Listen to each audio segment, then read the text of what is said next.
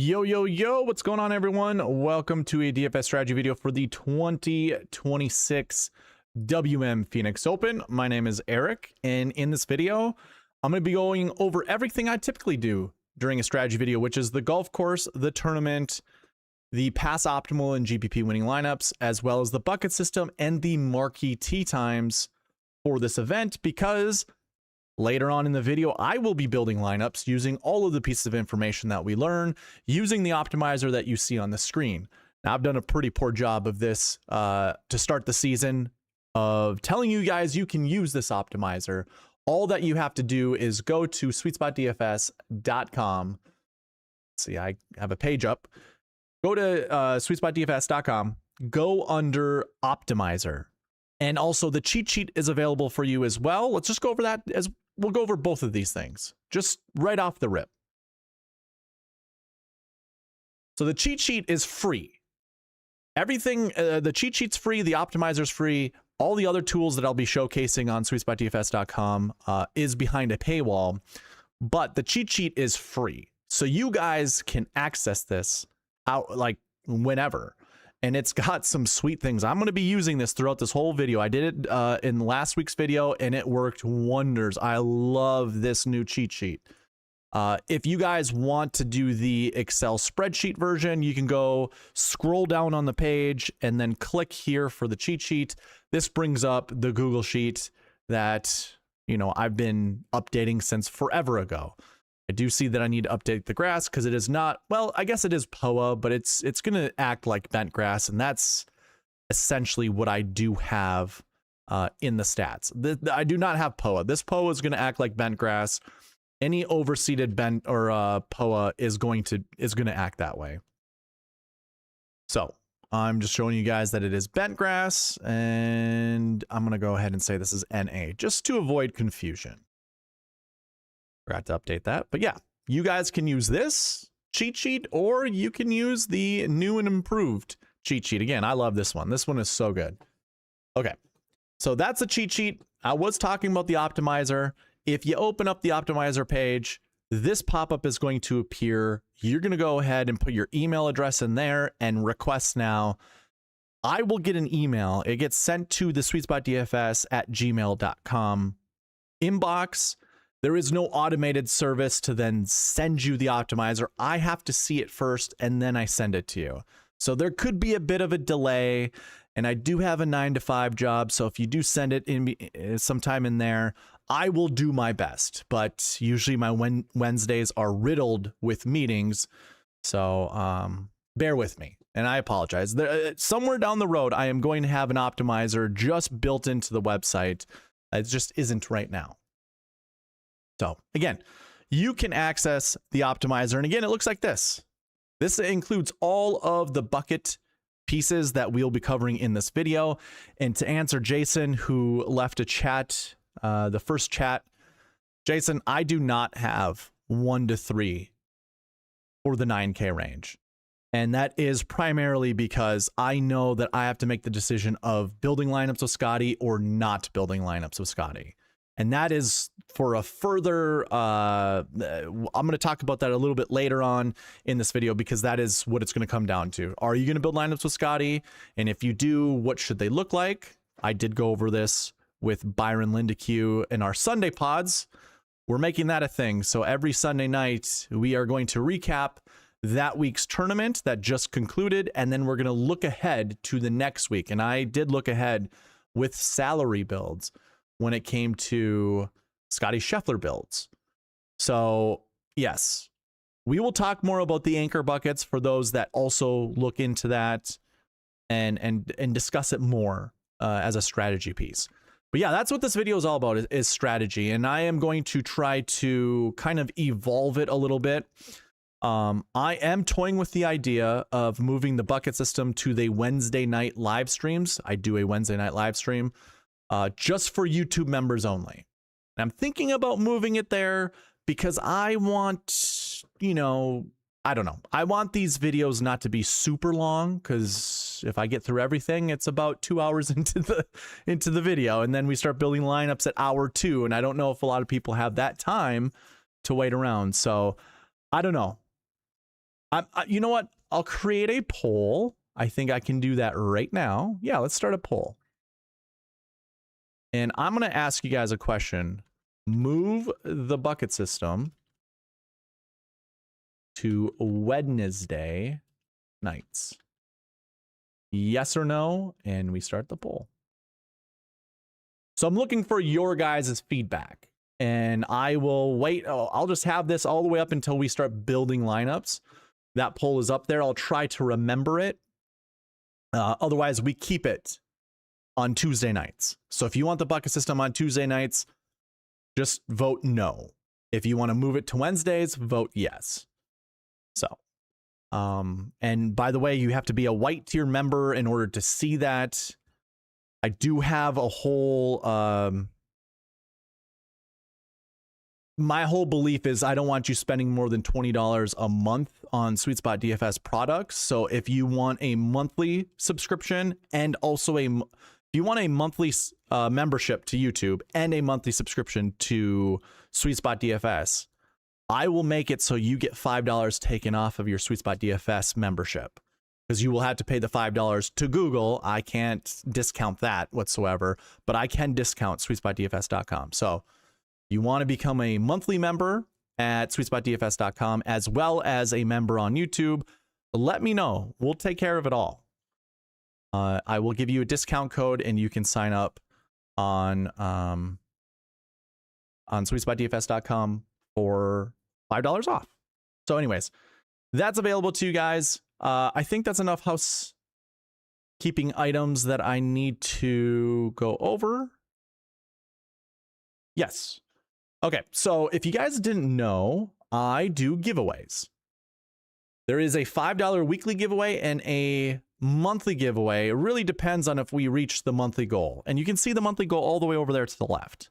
I've been stuck at 900 subscribers for a while. I'm looking to get to 900 subscribers. And if we do reach that goal, not only will you get a membership to SweetSpotDFS.com, but I will also send you a t-shirt, which is a $30 value. Altogether, it's a $50 value. So if we can hit the goal, you know, you can get a free t-shirt. If that doesn't hit, I might change that, but the membership at SweetSpotDFS.com is well worth it. And hopefully we can get to 900 subscribers. But we are going to do a weekly giveaway as well as a monthly giveaway in this stream, and I'm going to do it right after I mention the SweetSpotDFS.com giveaway. So you know how I'm trying to hit that goal of 900 subscribers? Well, if we reach 1,000 subscribers, I'm giving away $1,000 worth of giveaways. One is a lifetime membership at SweetSpotDFS.com. The other one is an annual membership, which is a $200 value. And I'm giving two $100 cash giveaways. All that you need to do is go sign up at SweetSpotDFS.com. Go create an account. I will take the email distribution list that comes with your signups.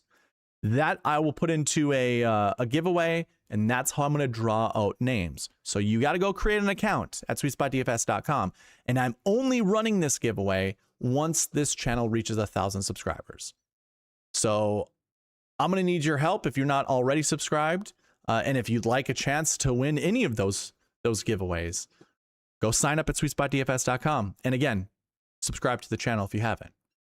So those are the giveaways. And like I said, we're going to be running a giveaway right now. We're running 2 giveaways. Let me just go ahead and bring it up. I did a pretty poor job of doing roll calls last week. I tried to do roll calls at the 1 hour mark of these videos. I did it at the 1 hour mark, but I did not do one for the 2 hour mark. So I don't know. AJ, you usually are pretty good at reminding me of these things. If I can remember, I will. But I did have more YouTube comments, more participants. And if you didn't know, there's kind of a little Easter egg in the description of this video that'll give you an additional entry. So that'll give you 2 entries just by commenting on my videos. Comment after they go live. Like you guys in the chat right now, appreciate you guys, but these aren't the kind of comments I'm asking for. I'm asking for after I hit end broadcast, end going live, and then this goes on replay. In the comment section underneath the video, that's those are the comments I'm looking for.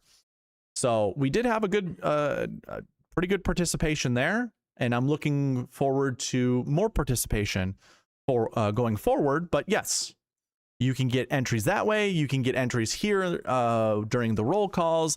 I'm trying to participate you guys for participating.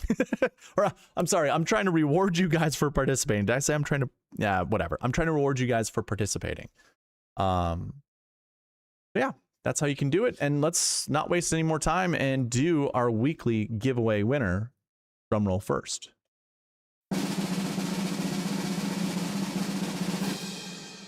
Nathan Johnson, congrats, man. Nathan only put really one comment into YouTube, and it was the one where you get an additional entry. So Nathan, you win $5, sir. Congrats. Moving on to the monthly giveaway, we have 68 total entries.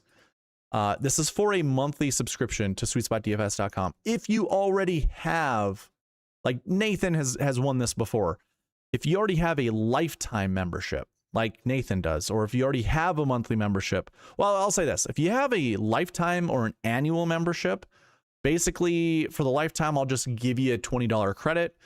For the lifetime, or I mean, for the yearly, we can just add a month to the end of that membership. Anything else, I mean, we can just make it all work out. We can make it work out. But yes, this is for a monthly membership to SweetSpotDFS.com.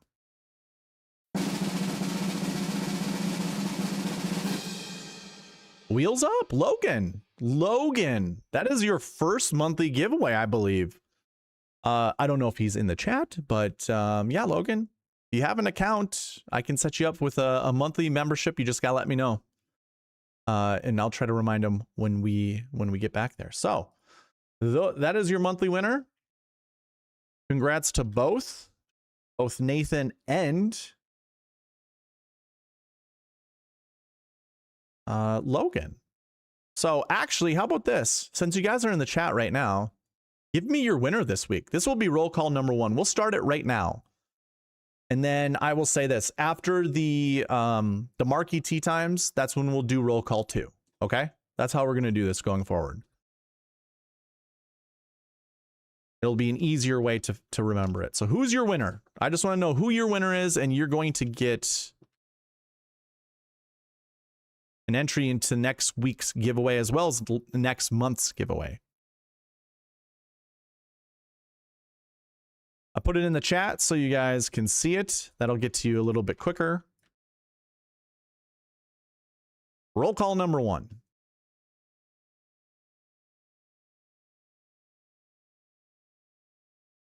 AJ goes, Spieth? Jordan Spieth? Can you explain yourself, sir? Why do you think Jordan Spieth's going to win? Joanne, I'm there with you. John Bizzle, same thing, man. Bryson with Mav McNeely. I like that one. Bryson, I think you can build a Scotty and McNeely lineup. I was messing around with the optimizer earlier, and you can certainly do it. Mr. Marlowe. Mr. Marlowe with Pearson Cootie. You can also build some really good Scotty lineups with Pearson Cootie. You certainly can. I will add more people to the roll call as people show up in the chat and give me your winner. Again, there is a poll of moving the bucket system to Wednesday nights, and that's just to shorten the stream. But in order for you to see the bucket system, you would have to be a YouTube member. So if you're not already a white tier member on YouTube, you won't want to change that. You'll want to keep it on Tuesday night streams. But like kind of the give or take here is, if we move to Wednesday, we can get to building lineups sooner. So if you're one of those that can't stay up super late, or you can't watch, all 3 hours of the stream, which I totally get. We all have lives. We all have to do things. If time is of the essence for you, you'd probably want to move the bucket system to Wednesday nights. But if you can't watch the streams Wednesday nights, don't vote yes. And I believe you can change your vote too. So if you accidentally clicked one or the other, you can go and change your vote. AJ goes, Spieth, I just said it. I don't know why. Okay. That's the kind of week we're gonna have, huh? Just making mistakes. I'm kidding. All right. Let's go ahead and get into the first part of the video, which is tournament and golf course information. I created a new tool for you guys to use. It is called Tournament Stats. The report says tournament information. I made an audible right before jumping live, and we're calling it Tournament Stats. Basically, what you would do with this, you can do several things. This box up here is just a summary box of all of the little data points that you'd want to use for researching which golfers are going to do well at this event. I've been wanting to create something like this. I'm not totally sold on the look of it. If you guys like the black on black, basically, I mean, it's an off black. If you like that, you know what? Give me a 1 in chat if you like it. Give me a 2 in chat if you don't. Because I'm very curious, is this an eyesore for you guys? The only other option would be white or gray. It'd be the same color as this gray over here. And we wouldn't do with the extra box behind it. It would just be these little mini boxes. But what you can do on this page is, well, first of all, you can use all of the filters that you can use on any of the other pages. But basically what you want to do is pinpoint the tournament we're looking at. This is obviously the WM Phoenix Open. So we would type in the WM Phoenix Open and we will see every year of data. Every year that I have, it goes back to 2013, and you can see every winning score, every cut score, the strength of field of the events, the winners. Obviously ignore winner 2, but that's in there just for the Zurich. You can see what kind of field type it is, event type, how many golfers were in the field, and the golf course that's being used. Of course, you can actually use all the pieces up here without having to look down there. So we have the average winning score of minus 18.54. The lowest winning score was minus 28. The highest was minus 14. So I know some of you guys, bet on what the winning score is going to be. So I don't have weather on here. At some point in time, it's probably not going to be this year. It might be several years down the road, unless one of you find people out there want to give me weather information for each event and each year. That would be lovely. I'm sure I'll reward you somehow. But I don't have that. But that would be another good piece to have, because then you could really think about what the winning score is going to be. Now, most scores, obviously the average winning score is closer to minus 14 than it is to minus 28. And if you look at all the scores here, they're usually in the teens. You can see a majority of them are from 14 under to 19 under, and we have 3 that eclipse 20 under. And that's the other little summary boxes I have here. Wins that are 20 under or better, or wins that are 10 under or worse. I just figured I'd add that. I had 2 boxes that I needed to add. If you guys can think of better things to put here, let me know. I'm also not sold on having 3 golf courses here, but you know, when there are multiple course rotations, I do want to show you guys. I do want to show you guys what the golf courses are, and it's a good reminder to be like, oh yeah, guess what? This week is a multi-course tournament. But yeah, we have just TPC Scottsdale Stadium course. The strength of field on average is 463, but if you take a look at this year, I do have this year loaded in, it's 562. So that's obviously greater than the average, and if we look at all the past years, it's actually the strongest strength of field. I was talking to Byron. I thought this was a signature event during the Sunday night stream, and they are kind of treating it as a special event. It's like an invitational now. If you are on X and if you would have seen Dylan Wu talk about this, he has only played this once, despite being a full member in the last 3 years because of the special status. that you have to have in order to be invited to this event. And I think that's why the strength of field is as high as it is. Obviously, you've got Scotty Scheffler in the field. That boosts it up quite a bit. Rory McIlroy number 2 is not here. And I don't think Justin Rose number 3 is here. I could be wrong on that. I forgot. I didn't look. I don't remember seeing his name. I'm not sure. Not sure. But we do have a 36-hole cut. It's a regular event. The highest cut score we've ever seen is +1. The lowest is -4, but we do have an average cut score of like 1.3, -1.3. I imagine if the weather stays immaculate, we might see a cut score like we did last week. Now, last week, it hit its lowest cut score for that event, the Farmers Insurance Open. You've never seen a cut score lower than -3. It was -3. I think we'll probably have a cut score of -3, -4. So, again, this page here, tournaments, the tournament information, the tournament stats page, this is just to get you data points, to research for other tools that I have. You know, I have all of these tools of this drop down that you can go and use these filters over here for. So, you know, if I were to go to, say, strokes gain stats, this is always the one that I use, and we were to go ahead and put in that tournament information we just saw, right? Winning score, what have we seen winning score? It's, you know, basically -14 to -20. Let's go from -14 to -20. Oh, sorry, I got to do it the other way. My bad. -20. I should change that, or I can change that. I should. But we could have it something like that. Obviously, it's 562 for our strength of field. What was our average again? Average is 463. So really, I'm going to put between 420 and 600.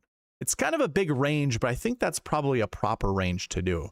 And I use the strength of field old. This is how they used to keep track of the strength of field before they changed it. I like this better. It is just cleaner in my opinion. I like seeing the bigger numbers. It's easier to figure out, you know, one tournament strength of field being so much greater than another field. And that tells you, like, you know, this is much, there are better golfers in this field. Cut score.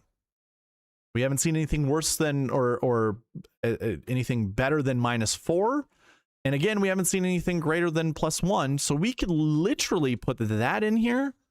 But if we are kind of forecasting that it's going to be like -2, -3, we can do something like this. And now I just got rid of everything, which is kind of funny. So you got to be careful. Maybe we don't put all of the filters in at the same time. In fact, I think most of these have a little eraser mark. I don't know if you can see them, but we could keep it like this. And there's only one event, apparently. Is that the Tour? Okay, the Tour Championship. Yeah, okay, so we put in 2 strict of filters. So maybe we just keep it. We just look one at a time. Yeah, this is better. I mean, oh, I know why. My year filters. I'm only looking at 1 year. So we could actually go back. Gotta think of these things sometimes. I obviously forgot. But I'm gonna go back and go -20 to -14 yet again. And I can see there are still some pretty good rounds. And you know what? I'm gonna keep it like this. This is fine. Because we get 30 rounds with Scotty, 64 with Xander. It definitely changes. But what you would want to do, especially on this page, is just sort by strokes gained total, top to bottom, and you can see who the best golfers in the field are. And it's just really to maybe give you leans on golfers. You know, like not, you know what? Use this however you want. If you were already interested in like a Nikolai Højgaard or a Thorbjorn Olesen, and this just solidified your picks, then that's what you do. You solidify your pick. If using the filters make you feel more comfortable playing somebody, all the better. One interesting name right now is Daniel Berger that I see here. Daniel Berger has been popping on almost every podcaster that's worth any salt, you know, whatever you want to say, has been saying Daniel Berger has been popping in theirs as well. And I haven't even put that many filters in here, and we haven't even gone over the bucket system or anything like that, and Daniel Berger shows up. So that is super, Super interesting. If you want to look at all the tournaments that this covers, I think actually, yeah, you can actually look at the tournament selection in the little drop down here. This will give you all the tournaments that it's currently looking at. It won't give you the years. You'd have to drill down into each of those and then look at the table down here with all the data in it just to determine, okay, this was this year and yada, yada, yada. But yes, tournament information right here, data points. Use them for your filtering on SweetSpotDFS.com, or if you want to go somewhere else, that's fine. Go do that. But you do have to have a paying account in order to see this. And this is just going to segue right into the golf course information. It is TPC Scottsdale, so we go right into the golf course information, and we can see that there is an overseed. It's very important. This Bermuda base layer, don't even worry about it. Any podcast guy or anybody out there that you're listening to, if they call it Bermuda, I'll say this: you can go ahead and listen to them. If you want to support them, they are not giving you the correct information, therefore you shouldn't pay attention. If you want to get entertained by them, beautiful, go do so. But we have kind of a perennial ryegrass and a fine fescue throughout the entire golf course, except for on the greens where we have Poa trivialis. I think they did away with bent grass, and this might be just a import error on my end where I just failed to update this. Either way, and I'm being real with you guys, either way, I use bent grass stats because the greens are going to roll like bent grass. Anytime that you have an overseed like this, that POA is not the same as the POA that you get out in California. It just, yeah, it's gonna be just fine for these golfers. It's gonna be very minimally bumpy, whereas, you know, like POA on the West Coast or the Northeast, it's gonna get a little bumpier on those golf courses. Not here. You can be just fine. It's gonna be just fine. Treat it as bent grass. That's my big tip to you guys. Just treat it like bent grass. I do kind of have like a little scorecard down here with the shot shapes that matter. I also have a summary up here. It doesn't really matter. It's a desert golf course. For the most part, you can spray it all over the place. I know if you've listened to some podcasters, they will tell you, yeah, you can't really hit it wherever you want. But we have seen Jordan Spieth do really well here playing out of the desert. It really just depends where your ball lands. And it depends on where these golfers decide to be erratic with their tee ball. Because yes, there's water. There's water. You can't spray it all over the place. You got to be very smart with your misses. And there's also OB. So there are times you have to be very smart with your selection, with your clubs. I can't remember if it's like hole 12 or 13. I think maybe both of them. I know 15 for certain has water on the left side. I can't remember. I mean, you got 15 with water on the left, 17 with water on the left, 18 with water on the left. You also have a par 4 that has water on the left, and the green is kind of a peninsula. Or an isthmus. I can't remember which land type it is where there's water on 3 sides of it. Can't remember. I think it's a peninsula. That hole can give people fits. A lot of times they'll miss right, and then you have a bunch of trees there, just much like you do on 15. So yeah, you can't just spray the ball wherever you want. You do have to pick and choose where you're going to spray the ball. So driving accuracy can be important. I would definitely just look at driving like off the tee stats, because off the tee incorporates both distance and accuracy. And I have done something different. So if you go to the cheat sheet and you scroll all the way to the right, this is the model. This is literally the model that goes into the optimizer, that goes into the rankings, and you can see the score right here. There's a little bonus score that I have for each of these golfers. I will be honest with you. I actually limited Scotty Scheffler's. So this is looking at 2 stats. One is stroke gain total, and the other one is stroke gain off the tee. I am kind of double weighting those stats because I think they're very important to weed out bad golfers for this golf course. Scotty Scheffler was marks in both. Like, he had the top marks in both of those stats, which would have given him a 250 point boost. I'm only giving him 150 because I didn't want the optimizer to get carried away, but I'm going to show you something right now before we even get into building lineups. I told you I only gave him a 150 point boost, but if I gave him that 250 point boost, that makes him his score up to 1500. The second place guy, if we go to the model and if the cheat sheet and I zoom in, second place guy is Ben Griffin. Ben Griffin's number 2 in my model. And if I look at his score, Ben Griffin's at 1126. The conversation this week is obviously, do we play Scotty Scheffler or do we not?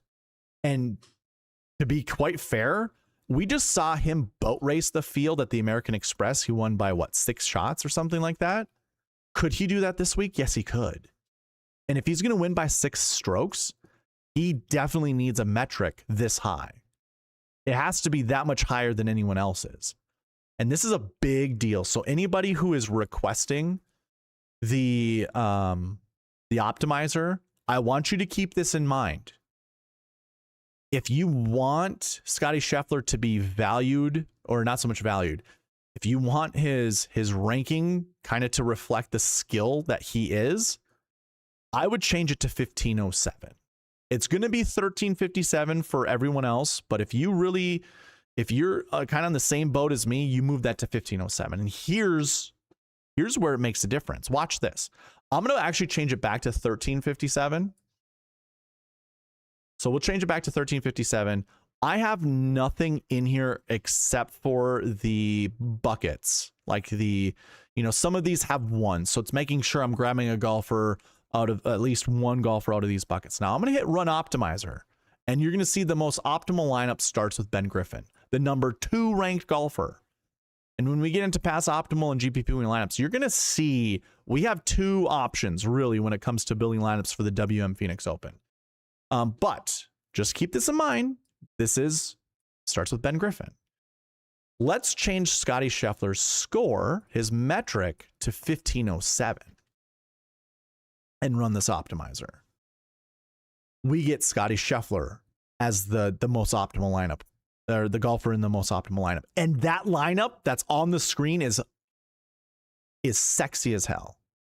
If you've built lineups with me before, you understand these are conversation points. And usually if we build a lineup like this, I'm playing music like this. Or like this. Because that lineup is sexy. Oh, gotta hit the stop button. We replayed it. It's just a sexy lineup. People are talking about like, well, if you're gonna play Scotty, you're gonna have to go right down in the 7K range and the 6K range. You literally can build a 10-8, 2 7s, and 2 6s that look very, very competitive. So it's up to you guys. If you guys are taking the optimizer, if you're requesting the optimizer, either you have Scotty at 1507 or you have Scotty at 1357. And by the way, I think we build like 8 lineups, or you get through 8 lineups that won't have Scotty Scheffler, and then he'll finally show up. He'll be on like the next lineup that you built after that. So he won't, if you keep him at 1357, it will be like the 8th most optimal lineup before he actually shows up. So again, we have a conversation, and everybody here that's waiting for lineups to be built later on, that might be the question I ask you guys right when we start building lineups is, do we change his metric to 1507? Like if you want Scotty in your lineups, you just go Scotty at 1507.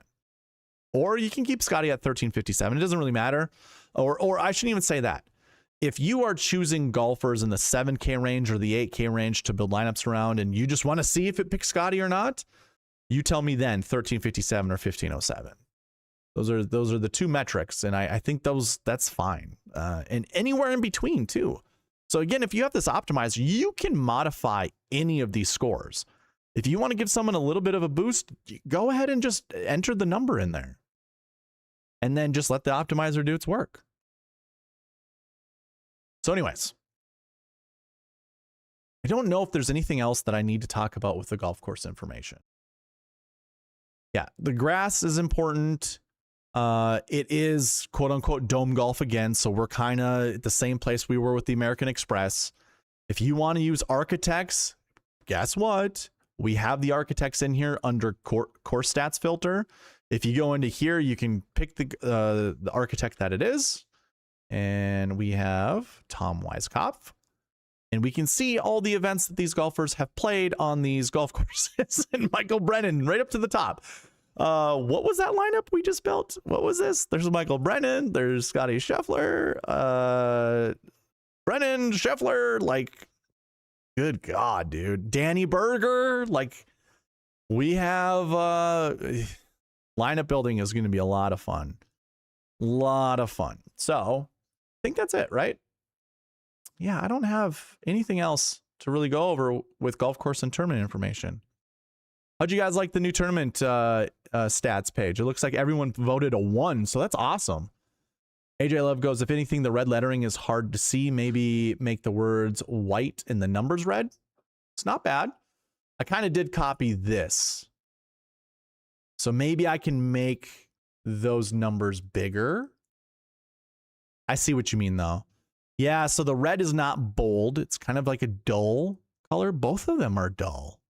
Okay. Thank you for the input. Appreciate it. It's going to be windy Thursday morning. Good information there, Joanne. I have not looked at weather. Who is good in the wind? Spieth. All right. AJ is all in on Spieth this week. And it went to -3 later in the day. All my missed cuts were -2. Oh, that sucks. We're talking about the farmer's insurance. Yeah, that sucks. Florida's a peninsula. Okay, so it'd be a peninsula green. Much like the 17th hole is technically a peninsula because it's not a true island, but it is. It's just a walkway that's connecting the green to the mainland or whatever. Okay, let's move on to pass optimal and GPP winning lineups. All right, so I have two tools that we can use. One is called historic salary builds, and the other one is called pass optimal and GPP winning lineups. Both of these allow you to do a little bit of research as to which lineups have done well in various scenarios. So we have two things we can look at. One is, what do lineups look like if you use a $14,000 golfer? And what do lineups typically look like at a WM Phoenix Open? We have never seen a $14,000 golfer at a WM Phoenix Open. But how about this? Let's first look at WM Phoenix Open, and then we'll get into the $14,000 golfer. So WM Phoenix Open, this is looking at all of the lineups that I have recorded, and I have recorded 3 lineups every year. One is called the GPP winner, which is me grabbing the GPP winner from the $5 Drive the Green contest. The other one's the optimal lineup, which is the best lineup that you can build for that week. And then the third one is a SweetSpot optimal. All that means to you guys is it is the best lineup that uses $49,600 of the salary and above. I try to not worry about leaving a lot of money on the table. Leaving a lot of money on the table does 2 negative things for us. One is it actually opens up the amount of lineups you can build. So it gives you more options. And I forget what the psychological thing is when you have more options, you actually have less options, where you become more paralyzed with the amount of options you have. I think it's best to try to limit how many lineups you can build. And quite frankly, how about this? Look, watch this. If I were, and I should actually create a statistic on here, if I just took all the GPP winners and Okay, we can do this right now. I'm going to move my head. Actually, I'm going to move my head and tell you what to look at. This number that's going to be right here. That says 313. If I use the filter up here, and I want to use salary of 49.6 and up, remember it's 313. So I'm going into here, and I'm telling this report, this tool, only look at lineups $49,600 and above. So if I hit enter, hit X, and we look at that number, 274. Now, this is where I wish I actually had this built in, but if we go, what was it, 313 divided by 274, or is it the other way around? Yeah, it's the other way around. Sorry. 274 divided by 313, 87.5% of GPP winning lineups use $49,600 of the salary and up.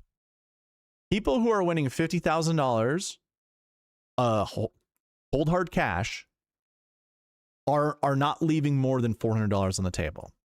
I could also go into here and change this to 49.5, and now we go from 274 to 287. So we get a few more. So if we do the math on that one, 287 divided by 313, that's 91.6%. Almost 92% of your lineups. You all know me when it comes to the Marquee Tee Times and when it comes to everything else. I'm going to play the percentages. Why would I leave a lot of money on the table? I'm kind of interested in just leaving, like making 49.6 actually 49.5. 49.5 is basically, I can just tell you 92%. And that's a wonderful number. The other one is fine too, 87%, like just 5 percentage points. Not that big of a deal. But yes, I am more interested in making lineup building easier. And the one way to do that is to not worry about leaving money on the table. And when we look at the WM Phoenix Open, so now we can even get a little bit more narrow with our thought process here. If we look at all the lineups built, there are 23, and I guess if I go ahead and put that same filter on here, let's go 49.5. Actually, let's go 49.6. I'm much more interested in 49.6 than 49.5 at the moment. 17 out of 23. And if I were to look at the other ones, I bet you they're optimal lineups that leave a lot of money on the table is my assumption. So what we can do is we can actually reverse engineer this. So we can go like 40,000 to, a max of 49.5. This should give us our last ones. Yeah, that's 6. And what do you know? It is 5 optimal lineups with 1 GPP winner, and the 1 GPP winner is a 49.5. So the other ones are optimal lineups, which you are never going to touch. You are not going to leave $5,500 on the table. You're not going to leave $2,400 on the table. You're not going to leave $2,200 on the table. You're not going to leave $1,300 on the table, and you're not going to leave $3,200 on the table. If you build lineups like that, the amount of lineup combinations you can get into moves from billions of lineups into trillions of lineups. Like, I'm not kidding. I could sit and do a whole podcast on how combinations work, how many combinations you can build. So why not just make lineup building easier? We don't have to worry about leaving a lot of money on the table. That's kind of like the whole thought process that I have. I'm going to hit the little eraser mark. Eraser, I should say. I don't know why I call it a marker. And just leave it right here. So when it comes to looking at every WM Phoenix Open, and we might as well just get rid of those. Let's go 49.5 and above. There we go. We're only looking at the ones that matter. The optimal lineups, that's too difficult. So of the lineups that are going to make you $50,000, please don't do the math now. Yeah, you got it, AJ. We look at all of the lineups, and I can go through each one of these. For GPP winners, here are your most common lineups, and it's pretty spread out. But that's 5, because because it's 2, 3, 4, 5. 5 out of 7 lineups start with a 10K golfer. One of them goes 10-10 into 3 7s and then a 6. Our most common, which is just, there's only 2 lineups that are like this. It's 10-9, 3 7s and a 6. Then we get a 10-9, 8-8, 7-6. That's the common, that's the jingle that you'll always hear from me. 10-9, 8. Oh, no, that's 2 8s. Never mind. I jumped ahead of myself. The jingle is 10-9, 8, 7-7-6. This is a 10-9, 8-8, 7-6. Then it's a 10-9, 9, 7-6-6. So right off the bat, minus these lineups down here that are 9K, and what are these? GPP winners, 2022 GPP winner, and the 2019 GPP winner. Minus those 2, each of those lineups had a 10K golfer in it and a 6K. And they've had 1 additional 9 and above. So that is very important, an important distinction. Because again, we have a 14K golfer, and then the only other price tag that we have is 10.5. So Scotty's at 14.5, Xander's at 10.5, and then it drops into the 9K range. Now, I mean, there are 3 scenarios, I guess. One is Scotty wins, the other one Xander wins, and the other one is the rest of someone else in the field wins. And really, 2 of those scenarios, you could still play a 10K golfer with a winner not in the 10K range. I don't think you can play Scotty at his price tag if he doesn't win the event. Like, I don't think you're going to win a GPP if he doesn't win the event. Now, I could actually eat my words here and bring it back because, like I said, we can drill into these. By the way, that was the GPP winner. Here's the SweetSpot Optimal. In the SweetSpot Optimal, 10-9-8-7-6-6, 10-9-8-7-7-6. There's 5 of those lineups. These lineups always take down a GPP, unless the GPP is just phenomenal. And you can always use the pass optimal and GPP winning lineups to kind of compare and contrast which one was better. It's like 20, 25, 24, 23, 22 have SweetSpot optimals that go 10-9-8, 7-6-6, 10-9-9, 7-7-6, 10-9-8, 7-6-6, 10-9-8, 7-7-6. Actually 25, 24, 23, 22, 21. So really what you could do is put in the WM Phoenix Open here. I know I was on track of saying something else, and now I just want to show you the optimal before we get into the Scotty Scheffler talk, because we're going to talk about 14Ks. But if we go into the WM Phoenix Open and we go 2025 and we compare the GPP winner, this is going to show you the points and how much salary was used. Scored 643 points, used up 49.6, total ownership of 50.49. If we look at the SweetSpot Optimal, it scored 700 points. So it cleared the GPP winner by, what, 30 some points? No, I'm sorry. Math, 57 points. Total ownership of 37.2%. This one had a Justin Thomas into a Bobby Mack, and then you can see the rest, including the winner, obviously, which only 7.86% people had.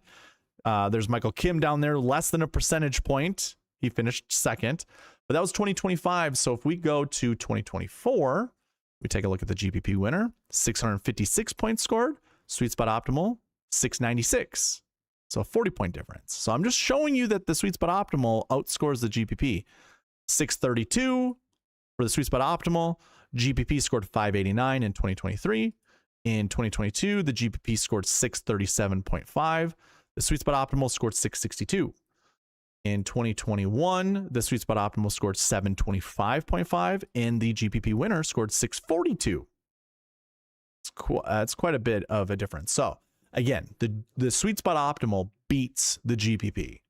So although I was showing you that the GPP had a lot more diversity when it came to lineup building, whereas the SweetSpot Optimal really just goes 10-9-8-7 essentially. It's either 10-9-8-7 with 2 6s, 10-9-8-7-7-6. There is a 10-9-9-7-7-6. So it starts with that 10-9-8-7-7-6 and makes 1 or 2 substitutions. So that is a good way to think about building lineups. But we have a conundrum. The conundrum is Scotty Scheffler at $14,000. And I was telling you, you won't win a GPP if Scotty doesn't finish first. That's not true. Actually, let's actually look to see if that's true. So I'm going to go into this filter. You hit the little crosshairs up here with historic salary builds. We come down here to the highest price golfer. I'm going to go ahead and put in 13. Let's go ahead and put in 13.8. Yeah, 13.8 to 15.2. That's fine. And then in the tournaments, I am going to deselect, or I'm going to select everything, and then I'm going to type into here Tour Championship.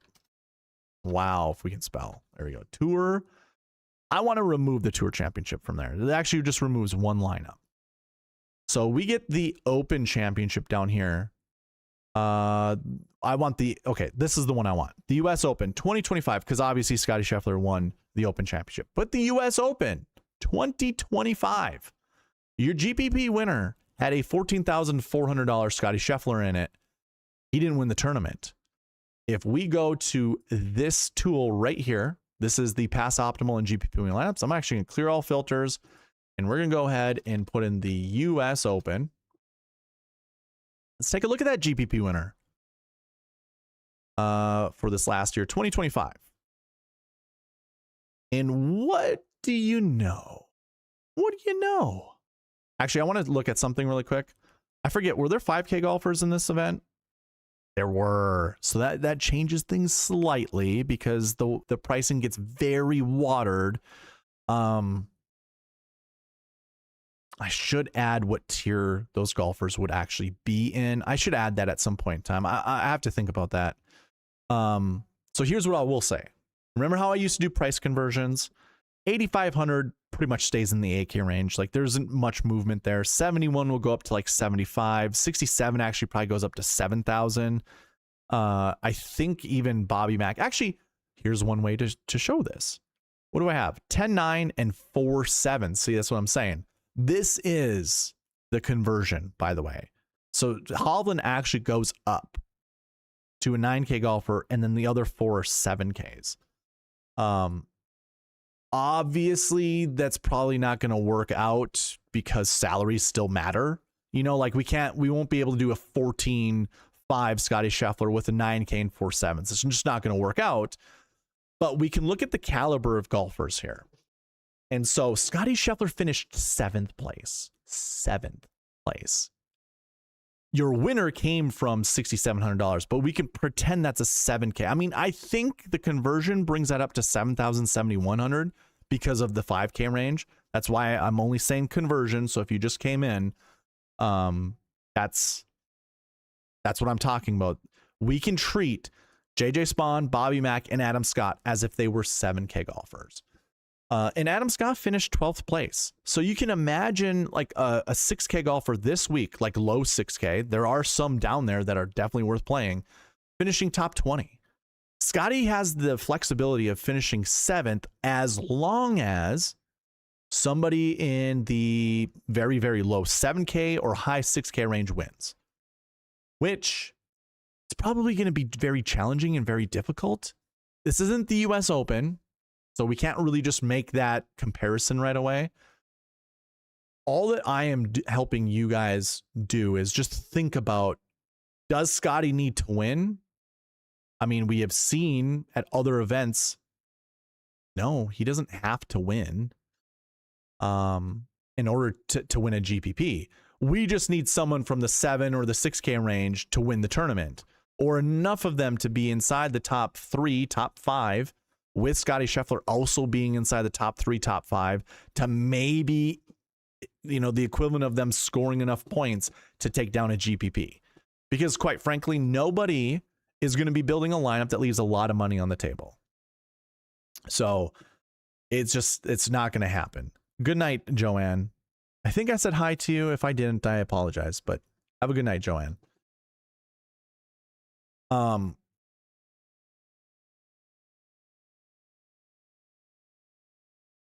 What I was saying is no one is going to be building a lineup that has like Xander Schauffele or a 9K golfer and nothing but 6 and 7Ks to leave $3,000, $4,000 on the table.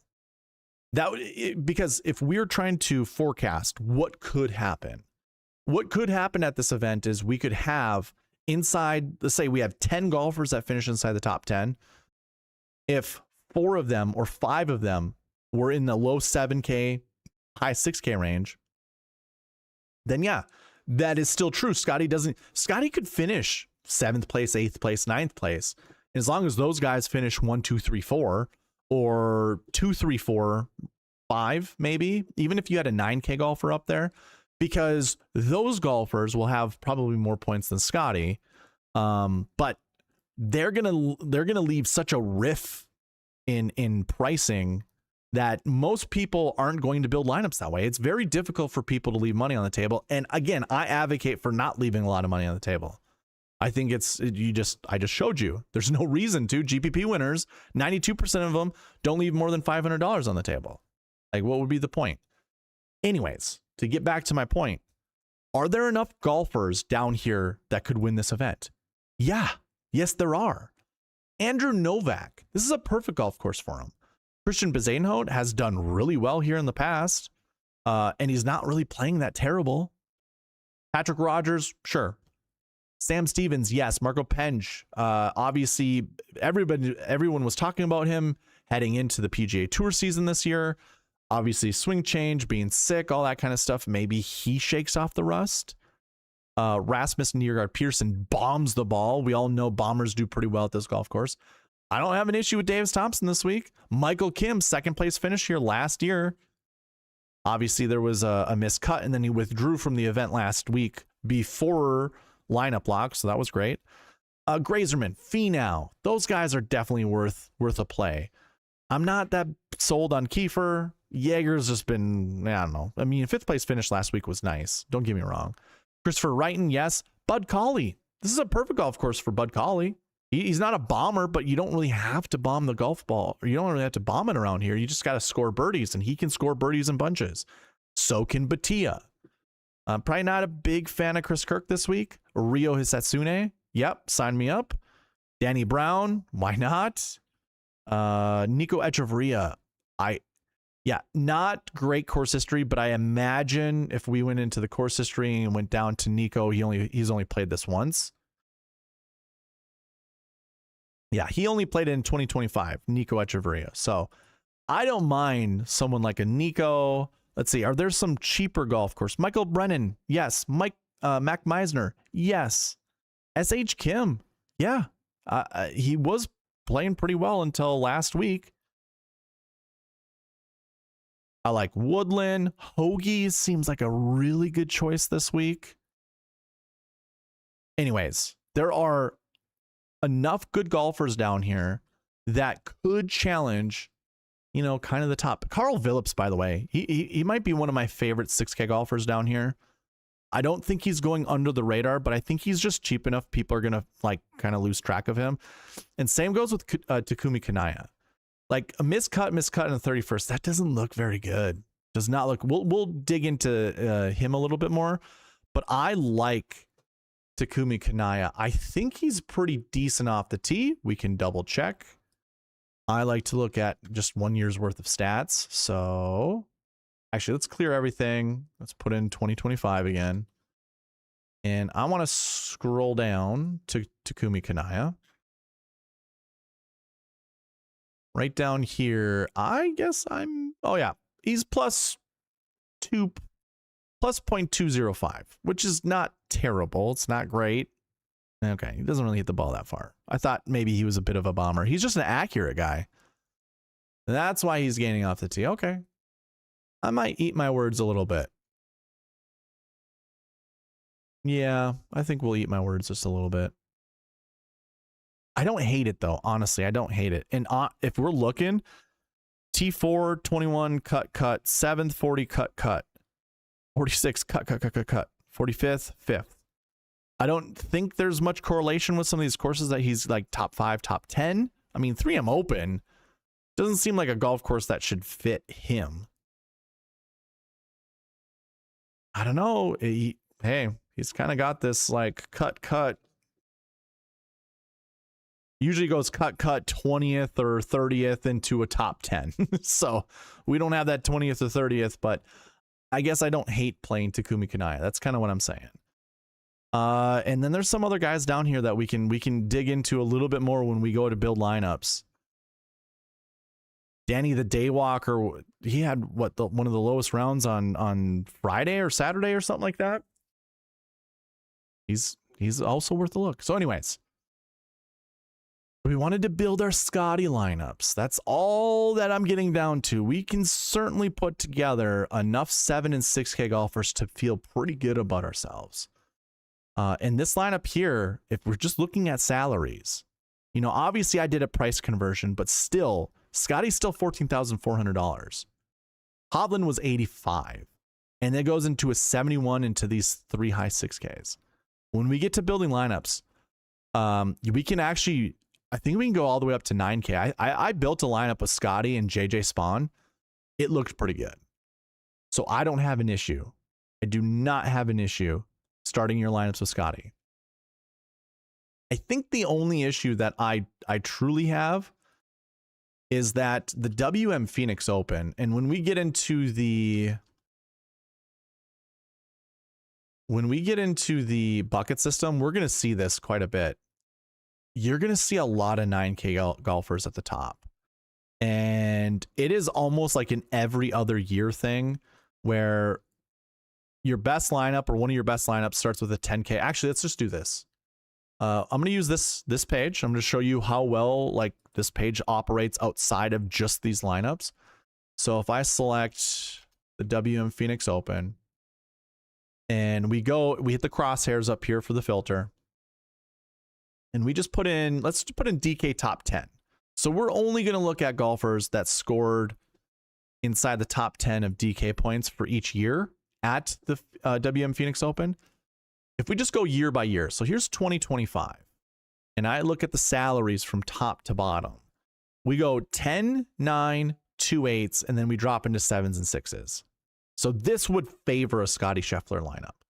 If we go into 2024 and we look at this one is 11-6 with Scotty there, and he was in the optimal lineup. But then it goes 9, 9, 9, 5th, 6th, 3rd. Then 8,300 for an 8th place finish. Then our 7s and our 6s. Now, let's pretend. I'm going to actually, I'll keep it here. I think I can build lineups both ways. So let's pretend, or let's do a comparison just for this year, 2024. Let's go ahead and click into here. And this is one of the wonderful things about this tool, by the way, is we can hit the control button, hold down the control button on the keyboard, and then we left click, and this will select multiple players. So I'm going to do my 9K lineup first, and I want the winner in there. Can I go 65 into something? Ooh. Oh, that's close.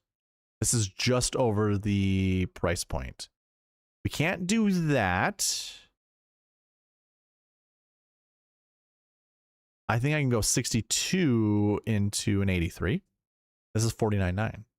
This is a pretty good lineup. This has the winner.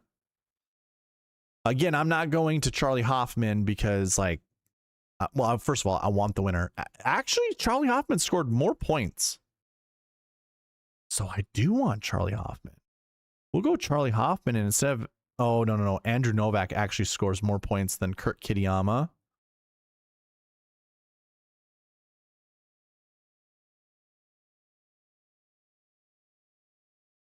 Okay. This scores more points that I have selected here, but we're not leaving $800 on the table. That's not happening. So we'll keep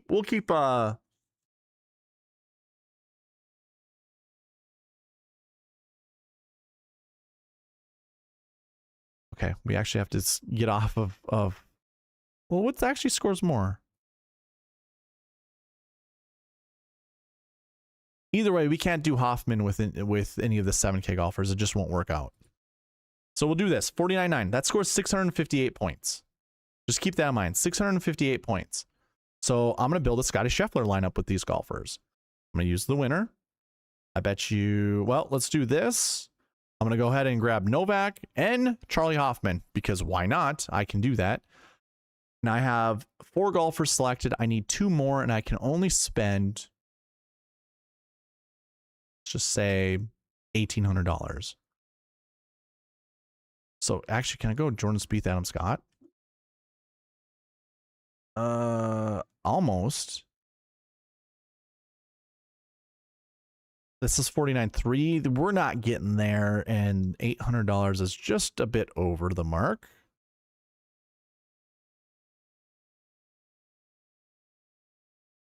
It's 49.4. That's really close, but we also aren't going to do that either. Like, there's no way we're building a lineup like that.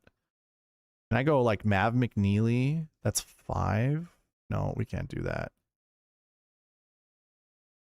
I need to drop. Actually, no, we'll boost up. Okay. Yeah. We'll do something like this. We got Sam Burns into Adam Scott. 49.7. There we go.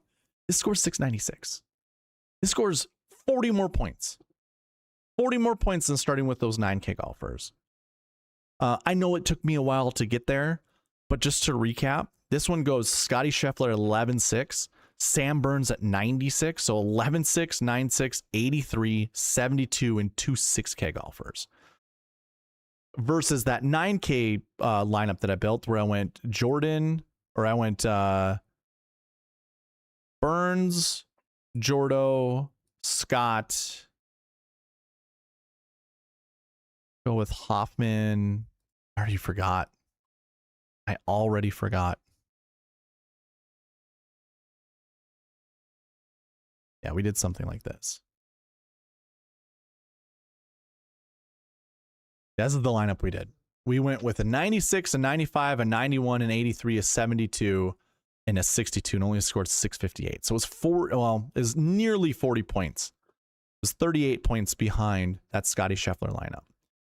So although we had all these 9K golfers finish inside the top 10, they didn't outperform those 7K golfers. Yeah, that was a little, it took a little while to get there, but I wanted to show you guys all of these different types of lineup builds that you can do. And here would be one of those years where we couldn't do a Scotty Scheffler lineup at $14,400 or $14,500 because this one had 3 10K golfers inside the top 10. Well, the only 10K golfer that's going to be battling Scotty Scheffler is 10,500. So we don't have to worry about any of this right here. But we do have to worry about this because this is 3 10s, 2 9s, 3 8s, a high 7K, and then a low 6K. So there'd be no way we could get to like a Scotty Scheffler lineup with something like this. So there's one year where it didn't work out. And the reason I'm showing you guys this is because when I went over this Sunday night with Byron, we figured out that almost an even amount of years, we had a high number of 9s and 10K golfers inside the top 10. In the other half, we had a high number of 7s and 6s. So part of it is like, do we think we're going to get that year where there's a lot of 7s and 6s that finish inside the top 10? Or is this a year where we're going to get a lot of 9s and 8s? Because that is also what you have to kind of consider. And I don't know how you go about that. There's no real way of telling. I mean, we can do one thing, and that's with the bucket system. That is with the bucket system. We can go over what types of golfers that we have seen in the 6K range that do finish inside the top 10, and we can see where 9K golfers have performed well and where they haven't performed well and try to figure out why. I'm just gonna go one more year. So this was another year where the 10s and the 9s dominated. So 2022, 2023, the 10s and 9s dominated. The 2025, 2024, the 7s and 6s dominated. 2021, 7s and 6 dominate. And then 2020 or 2020, we technically, I might not have DK top 10s listed. I think what I can do though is finishing position. Let's go 11, 1 to 11. There we go. And we can look to see what our golfers inside the top 10. And it's a bunch of guys tied for 9th place. And this one's dominated by 7s and 6s. So now we have We have 4 years where 7s and 6s dominated. Let's go to 2019, actually. 2019. This is a year where 9s, 10s, and 8s dominated. So now it's 4-3. I think I go to 2018. And this is where 7s and 6 dominate. So it's 5-3. 5 years where 7s and 6s dominated to 3 years where 10s and 9s dominated. Like the top 10 we're talking about. So anyways, yeah, I wanted to really kind of get in the nitty gritty there to give you guys a lot of the information on how to feel about building Scotty lineups this week. And it feels like we can do that quite a bit. We can build our Scotty lineups and feel very, very confident and comfortable in doing so. Okay. That's all that I have for Pass Optimal and GPP winning lamps. I covered that one pretty in depth because I am super curious myself as to what to do. And quite frankly, after going over this, it makes me feel so much more comfortable playing Scotty Scheffler at 14-4. We don't need him to win. We don't need him to win. We just need a good showing of 6s and 7s to show up inside the top 10. But we'll get into the bucket system and really try to figure it out from there. Okay. Lombardi Lee, what's going on, man? I haven't seen you come into the chat yet, so hello. AJ goes, this is why I said last year to make a with Scotty button and a without Scotty button. That's true. You did. And that should be a thing. It should just be kind of like a gag joke, kind of. Joanne already said calling it a night. AJ Love, Webb Simpson, sure. Marlo, are these all of the favorite golfers you have? Oh, you're asking me a question. Burns, Colley, Cootie, Griffin, Knapp, Stevens, or Griffin, Burns, Hall, Cootie, Mitchell, Kitayama. I'm probably more particular with the first one, where you have Burns, Colley, Griffin, and Cootie. Yeah, I like that one more. I think that one has more upside than the other. I think it actually has a higher floor and a higher ceiling, honestly. Okay. I normally would review. You know what? I'm leaving all my review stuff to Sunday night. So if you want to see any review of the previous tournament, go check out my podcast with Byron. I think we're going to title that the 9th hole at 9 to kind of go over. It's just kind of a play on words with Happy Gilmore when he's told to meet at the 9th hole at 9 and the sprinklers come on. Because either we're going to do well and we'll be crying tears of joy, or it's just going to be a shit show. like getting hit with a sprinkler. So anyways, I think that's what we're going to do. We're going to title it that way. Check us out Sunday night. Okay. Let's get into the bucket system for this week. And this is where we're really going to grind and get into the nitty gritty.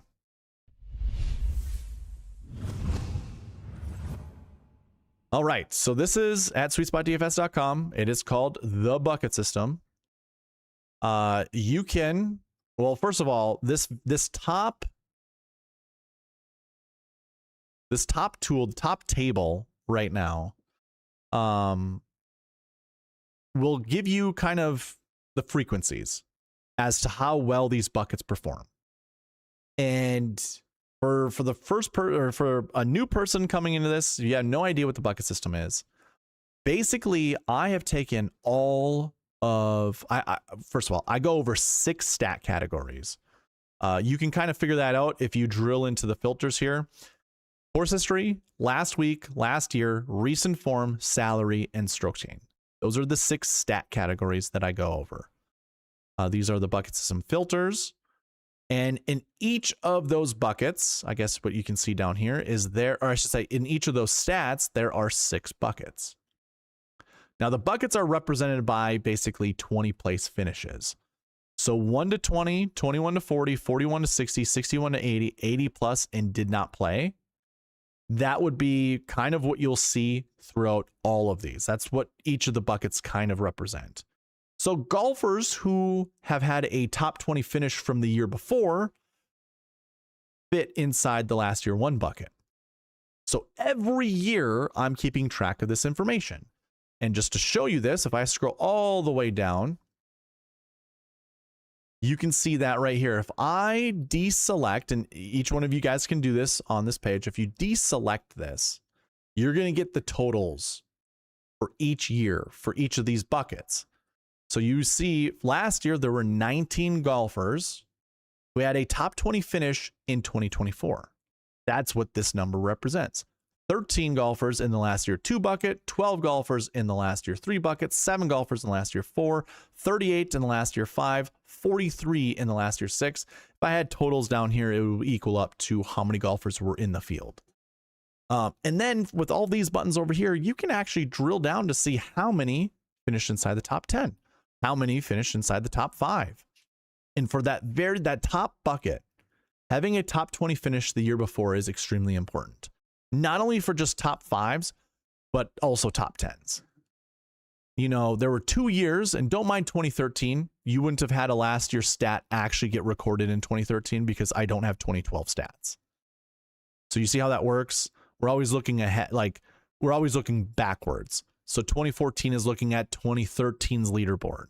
So 2014, you know, there were 5 golfers that finished inside the top 20 of 2013. And if you drill down on any of these things, you can see what those golfers are. So Kevin Stadler won the WM Phoenix Open in 2014. He had an 11th place finish the year before. And you guys can go check all that stuff out however you want. I can tell you my data is 100% correct. I got no issues with it. You shouldn't have any issues with it either. But you can see what their actual finishing placement was from the year before. And you can see every golfer and how they performed to make you feel a little bit more comfortable.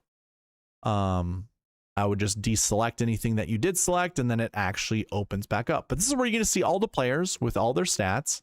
Up here, you're going to get a summary that will show you the frequencies of how well these buckets do. So this very first bucket, and let me just only drill into that and have nothing else showing so you guys aren't confused.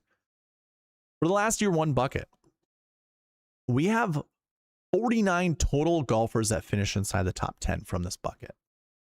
There is a minimum of 1. That means every single year we've had at least 1 golfer finish inside the top 10 from that bucket.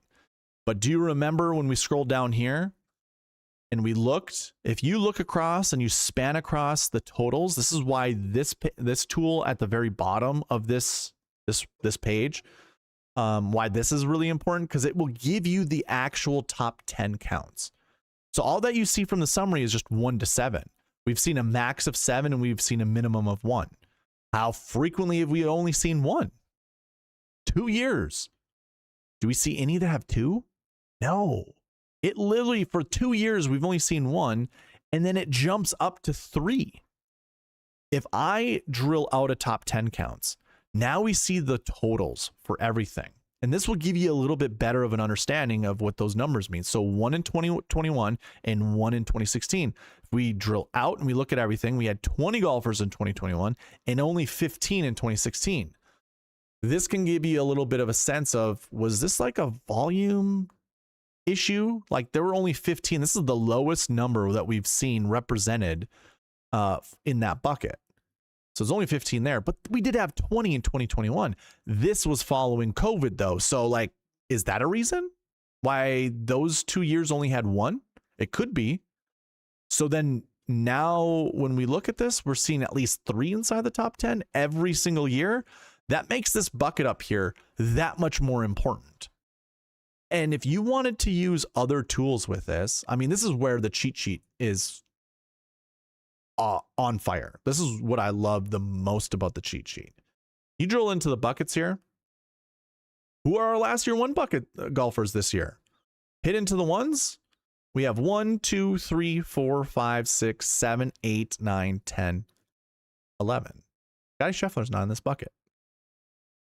Scotty Scheffler didn't, you know, this was his second tournament back from his hand injury that he had. He finished 20, just outside. It was like 25th place, 21st place, something like that.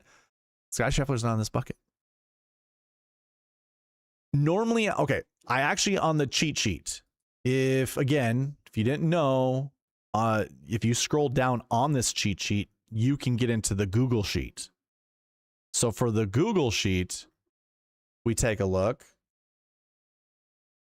and we get into the bucket system. I actually have projections for each of these buckets.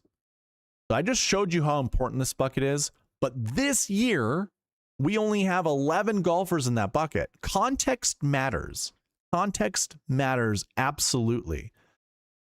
This might be the one year where 0 show up inside the top 10. In fact, the projection that I have is a 0 to 2. And the reason it's 0 to 2 is because there are only 11 golfers in that. Because the strength of field, only 15% of the strength of field is being represented in this bucket. So despite the high success rate and the high frequency rate, the projection's still low. Now, if any of you guys, I mean, I'm looking at you, AJ, you said Jordan Spieth. Jordan Spieth is in this bucket. If you like Jordan Spieth or Sepp Straka or Mav McNeely, I can't remember who said Mav McNeely in the chat for who you think is going to win. Do you think any of those guys are going to do well? This is your reason to play them, 100%. Now, for those Scotty Scheffler builders out there, where can we go? Because we're probably going to want one of these guys. Maybe not. Danny Berger. How often have I said his name in this podcast so far? This is at least number 3, if not the 4th time talking about him. This guy's popping up all over the place. Now, this isn't an anchor bucket where we need to pick at least one golfer from, but what I just showed you with the bucket system is, holy crap, do we see a high frequency rate of golfers in this bucket? So that's how you use the bucket system. I implore each and every one of you, drilling into last year ones and scrolling down. And there's different ways you can do this. You can drill into this table for last year ones. You can drill into the filters up here and only pick last year ones. This might be the easiest way, because if you drill into anything else, then you actually, drill into something else, it can reset everything. But if we click into this and we just look at last year ones, and we only want to look at the golfers that finish inside the top 10, you'd use this filter over here, finishing position, and now I get rid of all of the riffraff, pretty much. Can we find golfers this week that kind of match the rest of the golfers that we've seen from this bucket finish inside the top 10? And you can do several things. You can look at the course history, last year, recent from last week. These are the raw stats over here. But what if we want to go into strokes gain stats? Just click into strokes gain, and these are the captured strokes gain stats leading into this event, going back 365 days. And if you wanted to make a comparison, you go into the cheat sheet here, and you go into the strokes gain stats last year. And by the way, you already have that filter applied, so we're only looking at last year ones. Let's see if we can find any similarities, any correlation that might come from the group of golfers that we have right here on the cheat sheet versus what we see on the bucket system. And really, when we look at this, we have, everybody except for Jordan Spieth is, let's see, it's Jordan Spieth in 2025, Charlie Hoffman in 2024. I'm looking at all the golfers that have less than basically half a stroke total. All right, here's one way to do this. I'm going to, again, these are all the top 10 golfers from that are from the last year one buckets. I'm going to let's go strokes gain off the tee. We have 2 winners with, Webb Simpson was a break even. Although this is a minus 0.006, that's pretty much 0. That's break even for off the tee. Hoffman, pretty much break even. Brandon Grace, pretty much break even.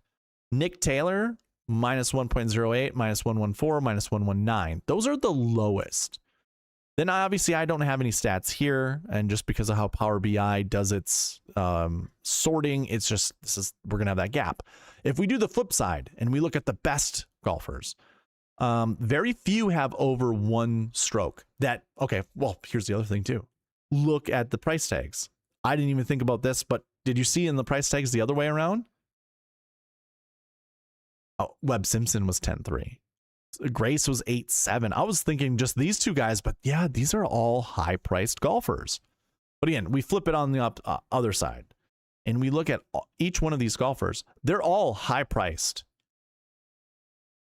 In fact, we can also use the salary range filter that's right here.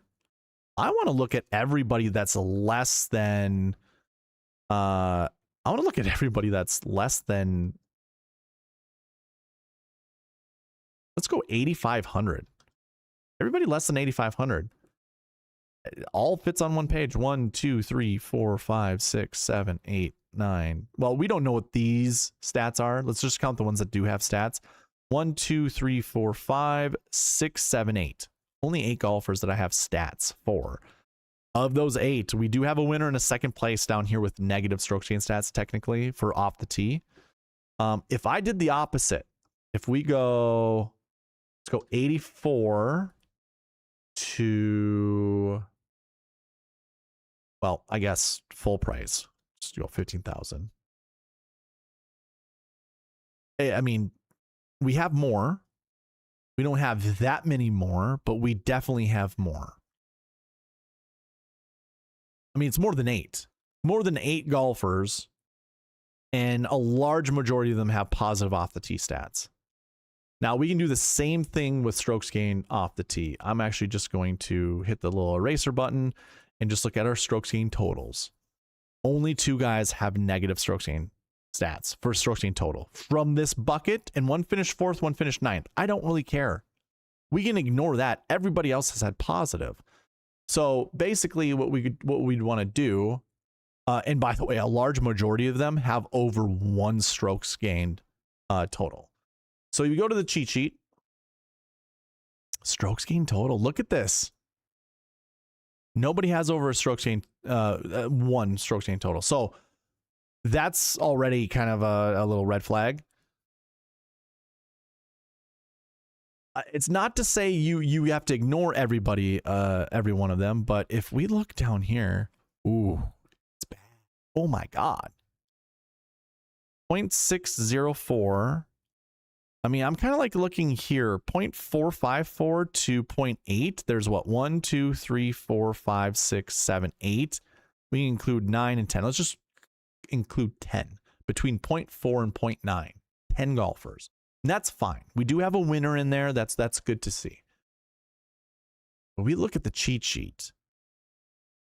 I mean, we got 1, 2, 3, 4, 5, 6, 7, 8. 8 that are in that range. So that makes me feel a little bit more confident. But if you wanted to write off Min Woo Lee, you could.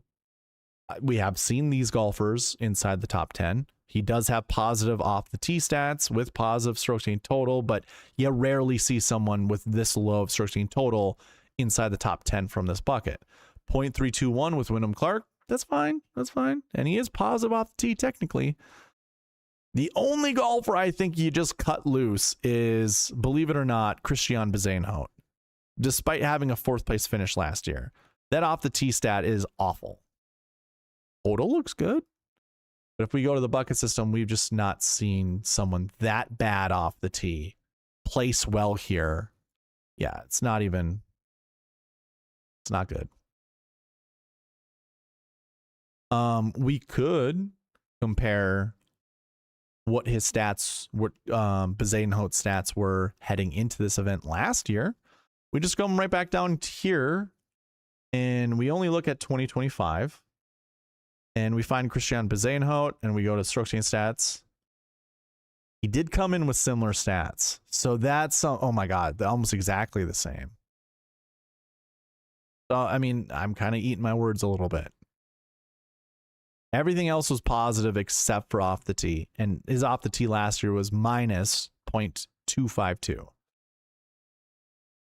Oh boy. Well, so if we go here, this is what I want to look at.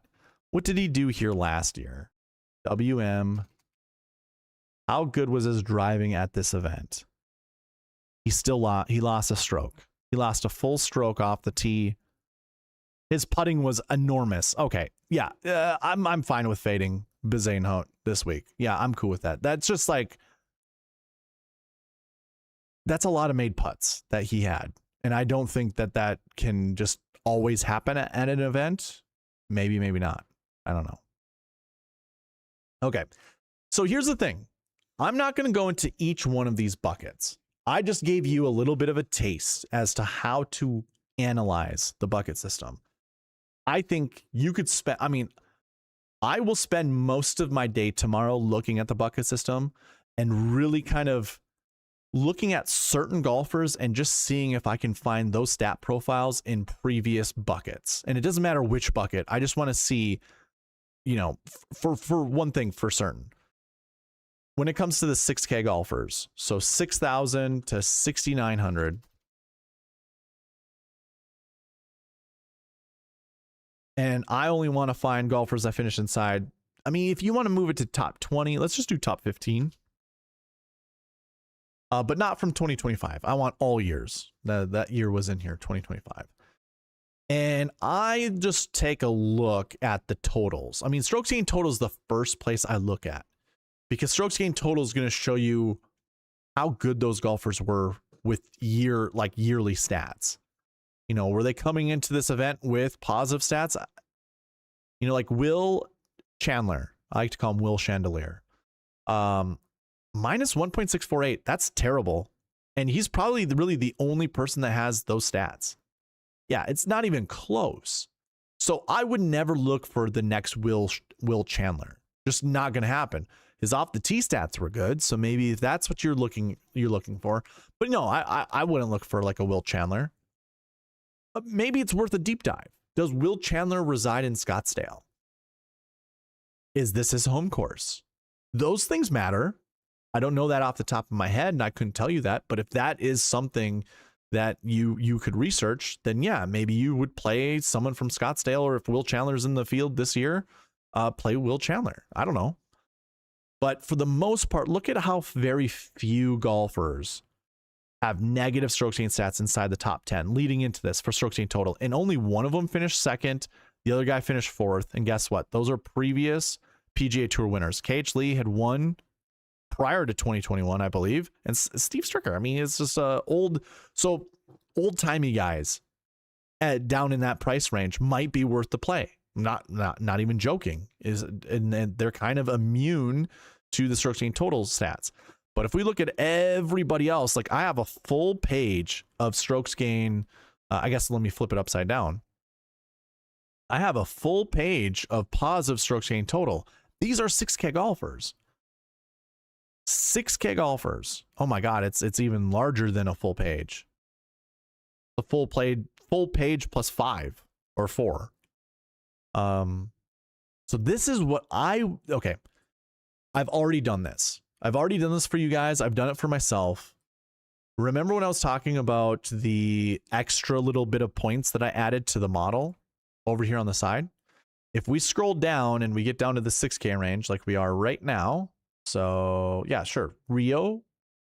We'll just look at all of these guys. I gave them boosts based off of their strokes gained total and their strokes gained off the tee stats. I made it I just did it by ranges. So if you gained over 2 strokes total, you got 100 or you got 200 points. That's Scotty Scheffler. He's the only person that is there. If you've gained more than 1 stroke total, you got 100 points added to your score. If you had, and then it just kind of tiered down. I don't remember the whole tiers, but then on top of that, basically I had 2 scoring metrics or 3 scoring metrics. If your off the tee was greater than half a stroke, I gave you 50 points. If your off the tee was greater than 0.25 strokes, I gave you 25 points, and then the rest I got 0. I did do negative points for golfers that went really far into the negative with strokes gained total. So I have adjusted the scores or the metrics for these golfers based off of how good they did. So just taking a look here, you can see each one of these guys had positive except for Tom Hoagie, which would have got hurt. Let's take a look. Yeah, he gained 50 points. I don't know why. Did I just give him? I'm okay. I'll be honest with you too. Some of these I might have manually bumped up a little bit, just because they already were doing bad with their ranking, like Hoagie was. I wanted to boost him up because I was feeling pretty good with him. But like Michael Brennan. This guy actually had like 200 points added to his score. He was number 2 in my model. Michael Brennan was number 2 in my model. Let me repeat that. Michael Brennan was number 2 in my model. I had to reduce his points. I reduced it to 50. But if you added 150 to this, we're at 1149. 1149. And number 2 in my model is Ben Griffin, who's 1126. So Michael Brennan would have gotten a bigger boost, but I had to drop him down a little bit.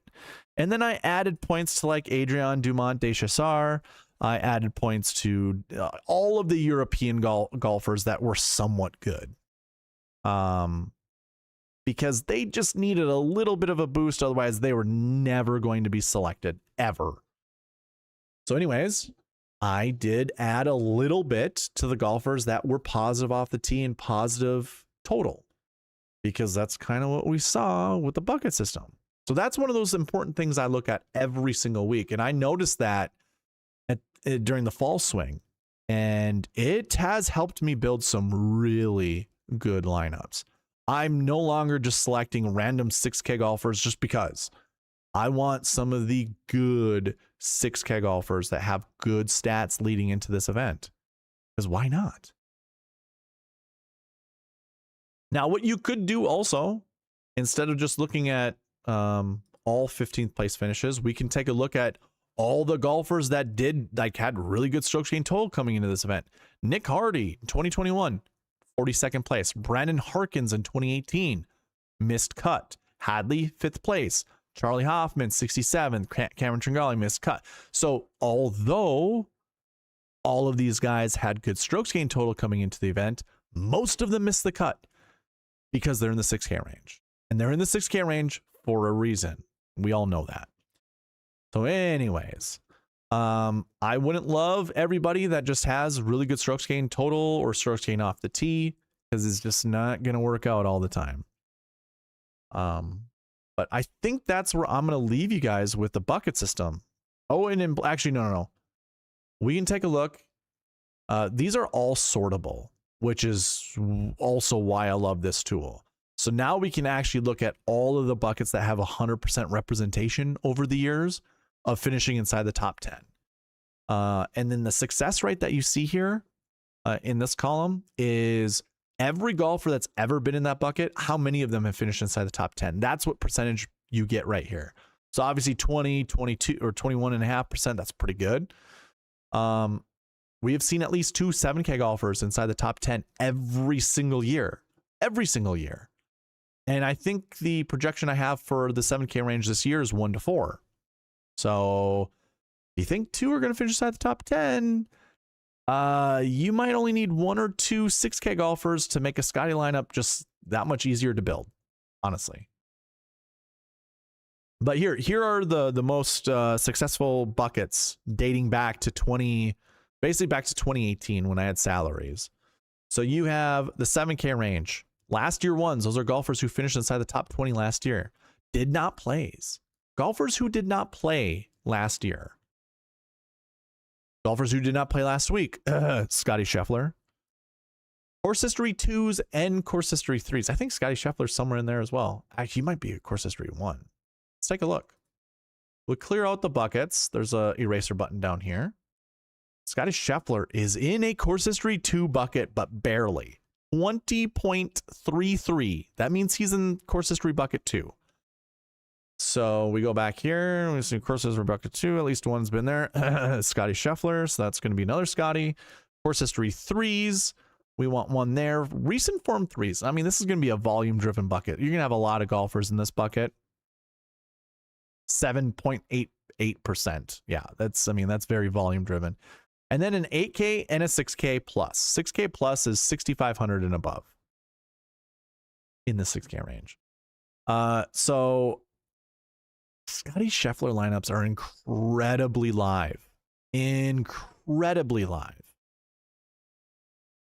That's all I have for the bucket system.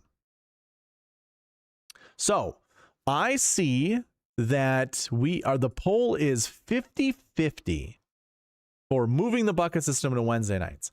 And this is kind of the whole reason. What are we at? 2 hours? Hour 40. So I only spent 30 minutes on this. That wasn't too bad. But 30 minutes that I could take away to build lineups for you guys. So people who haven't voted, or even the people that have, I've got 14 votes. And it is a deadlock, 50-50. You can change I think you can change your vote. Was this useful to you guys? If it was, and you are not a white tier member on this YouTube channel, you will want to vote no. If you are a white tier member, or you get gifted a membership, which is going to be a white tier membership, you will be able to watch the Wednesday night streams. Would you much rather watch the bucket system then? That's kind of how you should vote for that poll. But I'm going to move on to the Marquee Tee Times. What's going on, Skylar Bro? Nice to see you. CG1353, Cody, I think. Yeah. Cody, what's up? Just got home from work. What's going on, man? AJ Love says, look at his course history, Spieth. Okay.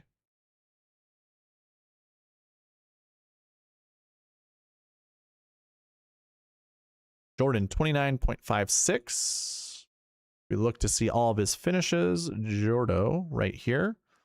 Wow. A 4th, a 6th, a 6th, a 60th, a 4th, an 85th. That's a missed cut. 9th. 1, 2, 3, 4, 5. I bet you he has the most top 10s in the field. 5 top 10s for Jordo. Woo, woo. Jim Lemoyne, what's going on, man? Nice to see you.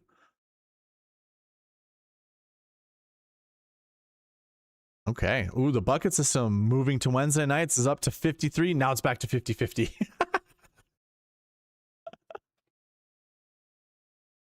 I think, I mean, if it's pretty close where it's a deadlock, I think I want to give people the opportunity to watch it on Tuesday nights. So I'm going to need at least, it would have to be 60-40 to move it to Wednesdays, I think.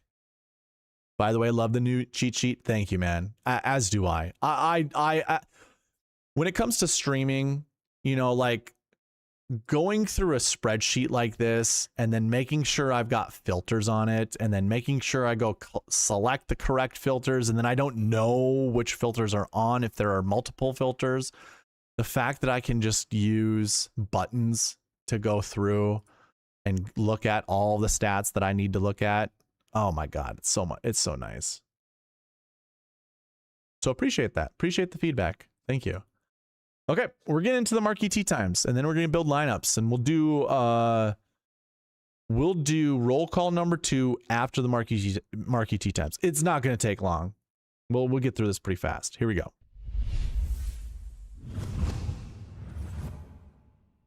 All right, I forgot to actually update my own cheat sheet. By zooming in. Okay. If you are using the Google Sheet and somewhere down the road, I will have Tee Times added to the cheat sheet. Just not right now.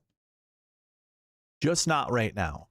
But I've started working on it. It's just different. It's just different. Where Google Sheets, you can set up all the formulas and just, you know, Excel sheets that you import to Power BI. It's different. But we're getting there. We're getting there. I'm working on it. We're almost there. So we put everything onto one page. It's 165. That's right. That's the magic number, 165. Here are all the Marquee Tee Times this week. Group 1, Scotty Scheffler, Chris Goddard, Jordan Spieth. Actually, before I get into this, I'm going to be highlighting 9 groups. And of the 9 groups, for those that want lineups built, here's what I want you to do. Pick 2 to 4 golfers. 2 to 4 golfers from the Marquee Tee Times. I'm going to name them all off as we go through. But here's the caveat. You can only select 1 golfer per group to put on your team. And the reason that is because the percentages tell us we don't want to be pairing up golfers from the same group and putting them in our lineups, because we don't see that in the GPP winning lineup all that often. There was the Farmers, by the way. The Farmers had 2 guys from one group in the GPP winner, but you rarely see that. And I mean, that was a good lineup, but you could have built a better lineup. The SweetSpot Optimal did not have 2 of those guys in it, and it took down the GPP by 5 points despite not having it. But either way, easier to follow rules, easier to build lineups this way. So again, select 2 to 4 golfers, and we don't want them paired up together. So that first group was Scotty Scheffler, Chris Gotterup, Jordan Spieth. Group 2 is Ben Griffin, Matt Fitzpatrick, Wyndham Clark. Group 3 is Sam Burns, JJ Spawn, Sahith Theegala.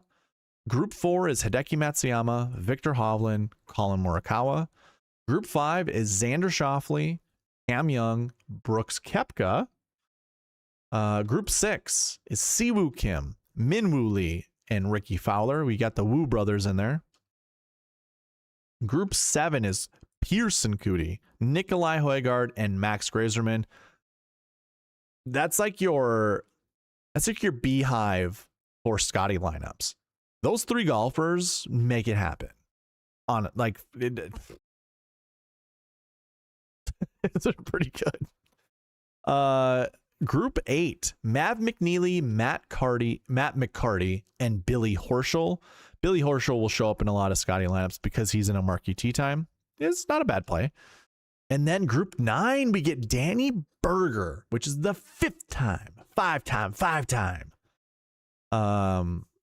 mentioning him in this pod and not really even deep diving him whatsoever. And then you have Michael Kim and Bud Colley. So here we go, guys. This is roll call number 2. All those that want to be added to the giveaway next week, give me 2 to 4 golfers to build lineups around. And I'm going to build you 5 lineups. Oh, I forgot to do this. And I'm not going to do it right now because I already forgot. Most of you guys are members. I have to stick to this. I mean, you guys have to be at least a red member, which is only $1.99 a month for me to build lineups for you. Could I go over the criteria of what makes the top 9? You mean Marquee Tee Times? I can certainly do that. That's no problem.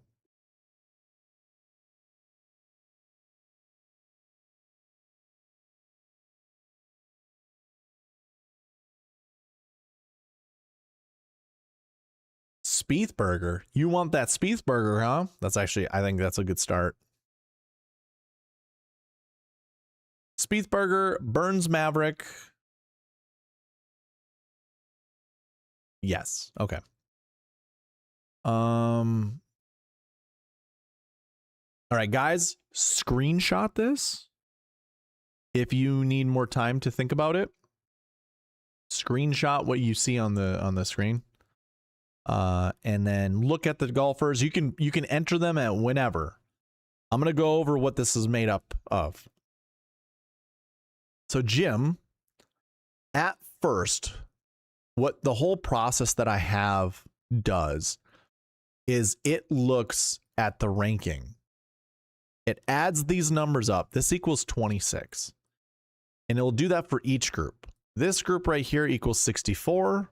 This group right here equals 60. The reason why this group is ahead of this group is when I go all the way over to the points over here. This is what I learned a while ago. Adding the 3 points up together. This is 3476.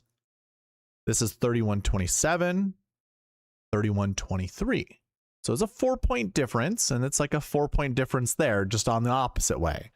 So basically what I'll do is I'll let it's my input sheet that is a Google sheet that does all the formulas and stuff like that. Figures out the rankings are based off of the metric that comes from the model right here. This is my model. It's been consistent since day 1. I just have added a little piece this week to give very good golfers a little bit of a rise up. You can see Brooks, I'm giving Brooks 200 points and he's still only ranked 50th. That's just because he hasn't been on the PGA Tour for, you know, how many years? So the data just isn't going to show Brooks being that good. But he is good, so I want to give him a little bit of a boost. And we could probably give him more of a boost if we wanted to. Any one of you guys can tell me to give some golfer a little bit more of a boost if you don't want to lock him in, because you're interested in him being in some of your lineups. But anyways, yeah, it's just basically adding these up and just seeing who's ranked number one. Like which group is ranked number one. This one's 3123. This one is 3095. This one's 3086, 3037, 3008, 2978, 2944, 2923, 2912. You kind of get the idea. It just goes down that way. So it's just adding up their metrics. It has nothing to do with like synergies or anything like that. Like how good does Scottie Scheffler play with Chris Goddard or Jordan Spieth? Like it doesn't do any of that. Eventually I want to do that. If you guys didn't know, this tool here, oh God, I need to update this. Maybe this will be the next update that I do. I'm going to revamp this, and I'm also going to revamp this one. So they're both going to look a little bit different. They're mostly going to stay the same, but they're going to look a little different.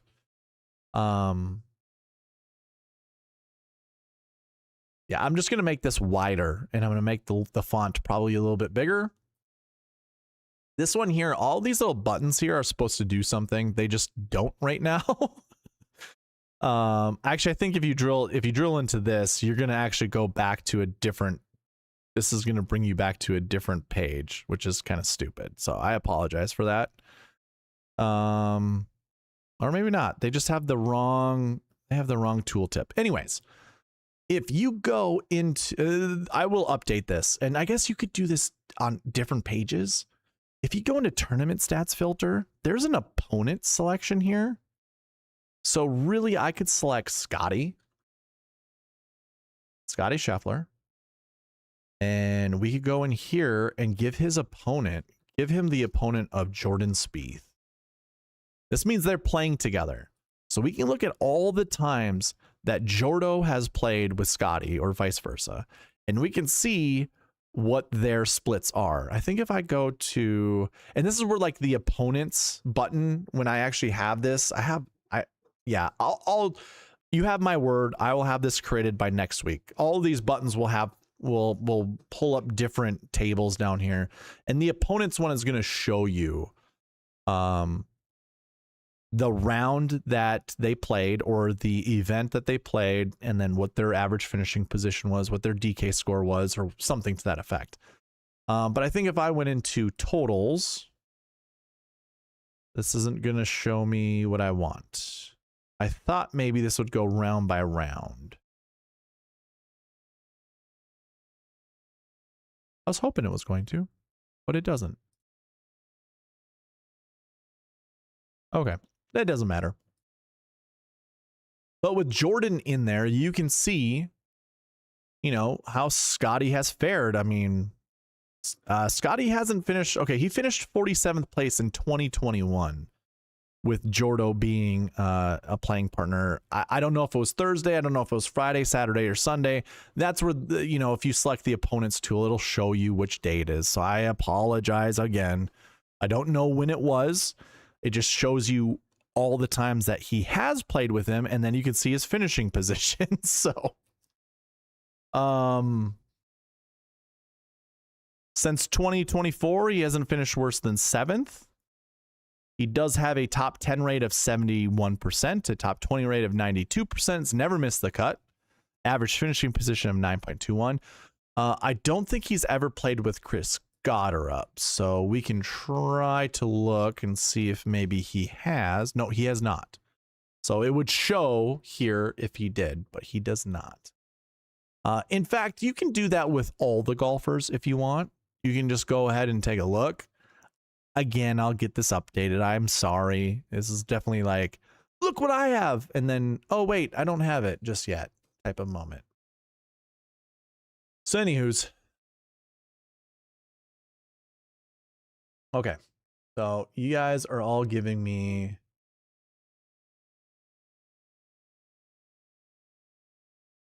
Did anyone from earlier do the? No. Okay.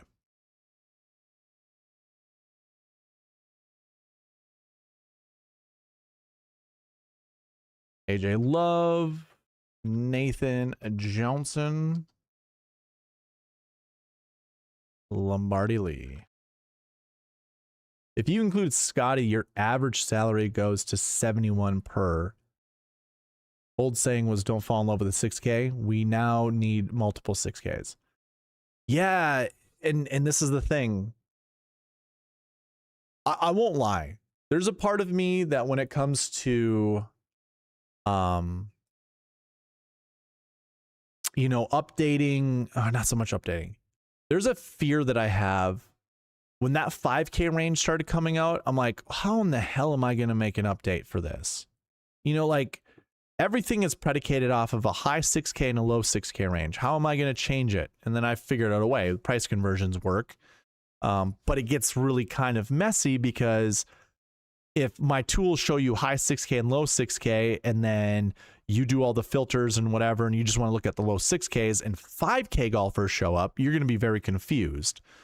So it's like, man, I don't know how to, I was very scared about that. Kind of what I'm getting at is when there are these updates that are made that can change the whole fabric of what I'm doing, I get a little fearful of that. But then, of course, you have to adapt. So part of the adapting is, yes, don't fall in love with a 6K golfer, but when Scotty Scheffler's 14,400, there have to be we have to make adaptations. There has to be some level of adapting that we need to do. And in the fall, what I had done was I figured out a better way to look at 6K golfers. And I kid you not, Jim, it literally came from this tool right here, the bucket system. Like, obviously, it's a tooting my own horn thing, but this whole page here has provided me so much insight. Like, if I just look at the 6K, like that's what I have right now is just the 6Ks, and I wanted to look at just top 10s, I'm going to get a lot of the same thing. All of the 6K golfers that have finished inside the top 10 have pretty good strokes gained total. And a lot of them have, you know, other stats that are very similar or correlated with success, like approach or stuff like that. So I can then kind of do a mix and match and figure out which golfers are actually good in the 6K range. Versus before, I was like, you know, just firing at any 6K golfer. Yes, I did fall in love with some 6K golfers that had good stats and then they hurt us. But I think I have a better, like putting it on the website and having the Power BI stuff do all its stuff. It is just that much better. Like it gives a clearer picture as opposed to how muddy the spreadsheets are. What's going on, Chad? Nice to see you, man. Your AI, I should comment. I should email you or email the group. Like those AI things are hilarious. So for those that don't know, I'm in a league with Chad and a couple other guys. And Chad is the commissioner. He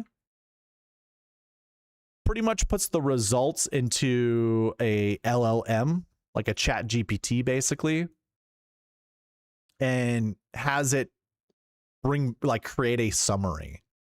It's hilarious. I'm going to show it. Chad, if you don't want me to show it, you can tell me to knock it off.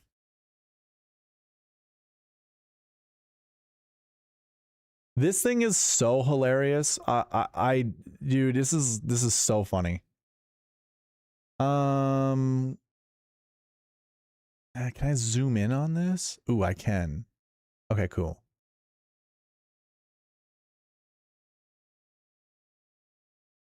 I don't want to give away emails just so you don't, you know, get messed up with anything.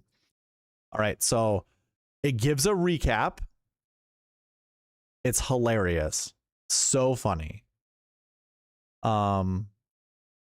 I'm doing pretty well. And it's Chad, how do you get it to say the sweet spot? Like, or even the bucket system? Do you actually add those words? Or does it just know from like past conversations that those things get added? It's so funny because it's like it mentions my bucket system like several times. This is cool how it's like the mastermind behind SweetSpotDFS.com and his proprietary bucket system. It's freaking awesome. He owns the momentum until someone breaks the bucket system. It's so funny. I fed it info about you. Okay. I got you. Of course you want to show it being first. Of course I do. I mean, hey, Kenny Kim gave me a little bit of a tout on the Fantasy Golf Degenerates podcast. So like, yeah, that was great. I told it to mention your site. Sweet. Appreciate it, man. That's awesome. It's so cool. Oh yeah, one and done. I always forget to talk about one and done. Chad, you're here right when I'm about to build lineups. Do you want me to build lineups for you? These are the Marquee Tee Times, if you remember those.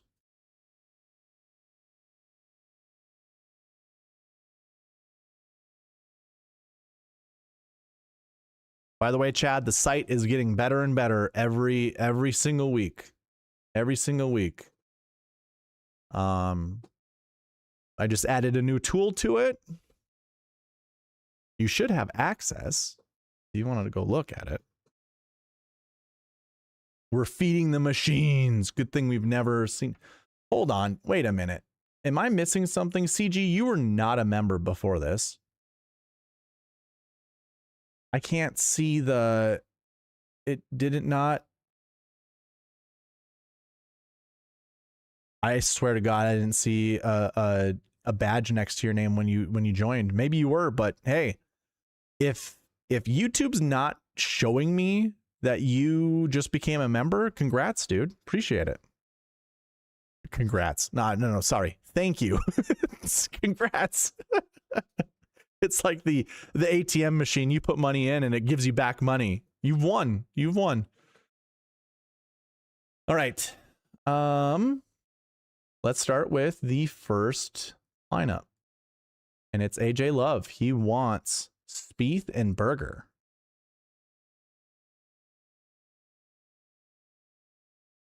Chad's lineup right now is Cam Young, Goddard, BK, ooh, Spieth and Thor.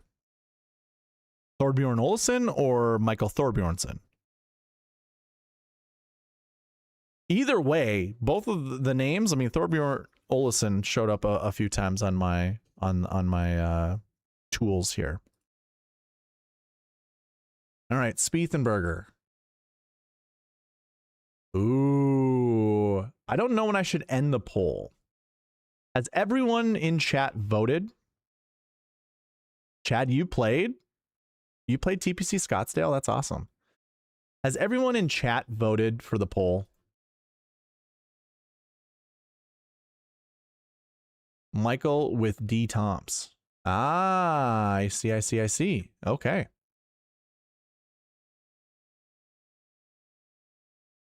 Sounds like a pretty good lineup. Chad, while you're in here, the funny thing that I came across, I had an argument with ChatGPT about strokes gained stats, and I learned a few things, and so did it. If you didn't know, I have a video that's going to be coming out. I just have to edit. I got to do some more edits to it just to make it look a little bit more flashy and just polished. You know, I just want to polish it. And it is the premise behind it is strokes gained stats are overrated. And there are 3 mini videos that'll come from that. One is how they're calculated and adjusted. The second one is the nuances of strokes gained stats. That one's actually really good. I use PGA 2K25 just to show you the different scenarios that golfers can get into and how that affects strokes gained stats. Most people are going to be more interested in that video. It's really going to showcase the nuances, like the cracks that come with strokes gained stats. But yeah, the third one is just me. I've created like 3 different scenario, different varieties of these videos, where one is like I'm just laying into, you know, my fake audience about how bad strokes gained stats are. The other one's more professional, and then there's one that's like in the middle, and I'm like, I don't know which one to choose. But the thing that I learned is how to treat strokes gained stats. Where I was so apprehensive and kind of standoffish with strokes gained stats, I have learned they're a great way to create a floor. And I think that's probably why I'm doing better in our leagues, is because I'm not putting just random 6K lineups in there. I'm creating a higher floor, so I don't you know, I don't know. It's interesting. It's interesting. And the fact that I'm having success in league is also like, I don't know. That's also super interesting. I am so sorry, AJ. I have not been able to multitask. So here we go. Danny Berger. We got 5 lineups and we need some music to be played, right?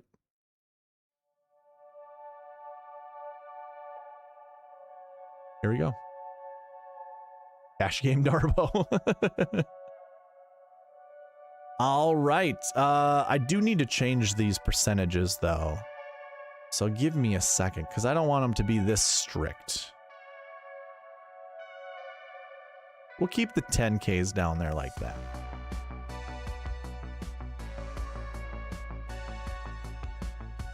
But I want 50% up here. I probably need 40 for the 9Ks, because I don't think a lot of you guys are going to be building Scotty lineups. Probably 25 for the 8Ks.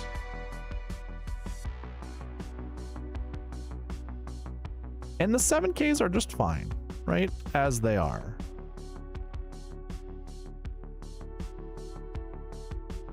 Okay. What's going on, Ryan Henson? Nice to see you.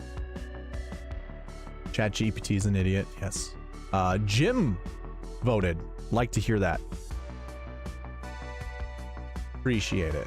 All right. So first lineup for you, AJ, is Xander, Sam Burns, Jordan Spieth, Kurt Kitayama, Danny Berger, and Michael Brennan. So we get Michael Brennan in that lineup. I don't hate it. Siwoo Kim, Harris English, Jordan Spieth, Straka, Michael Torbjornsen, and Daniel Berger. That's a really good lineup. You're looking for a cash game lineup. That's really good. That's a really good lineup. I've had some arguments with ChatGPT before, and then it will cut me off and be like, you're done for the day. I found Gemini to be smarter. That's funny. Ryan, you voted too. Thank you, sir. Yeah, me pushing the bucket system to Wednesdays, the only real upside is I will save each and every one of you somewhere between 30 to 40 minutes to where we can get to building lineups faster. I just figured I'd create that opportunity for you guys to vote for that, because, you know, most of my members that get to watch the Wednesday night videos, you guys are here. You guys are the ones that are most interested in the bucket system. So, you know, I'm trying to find like an equal, a good medium for you guys. But yeah, if anyone's interested in watching the bucket system or just anything on Wednesday nights, you got to be a white tier member. So anyways, next lineup for you, AJ: Xander, Jake Knapp, Jordan Spieth, Corey Connors, Danny Berger, and Rico Hoey. Interesting. I think you're gonna get this back and forth with Xander because of the 50% mark that I put. So if you don't like Xander for the 5th one, let me know. Next lineup is Ben Griffin, JJ Spawn, Jordan Spieth, Harry Hall, Danny Berger, and Garrett Kigo. To speak on more on that, Chad, the conversation I had with, it's funny.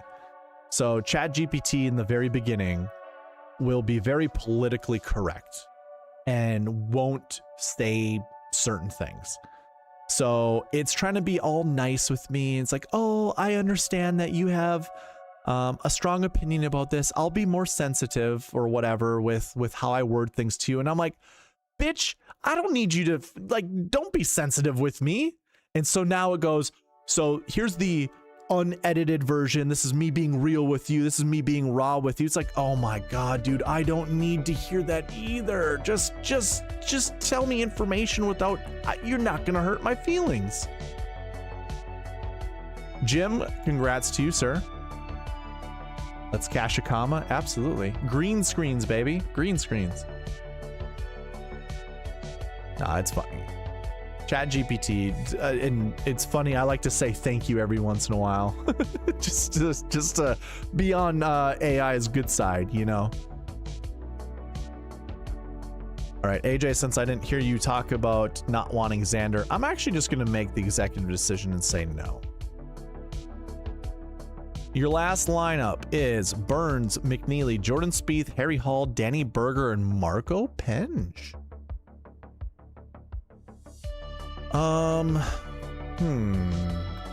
One thing we could do, what I want to do, I'm going to clear this out and clear this out. I really just want to look at last year's sixes and course history sixes.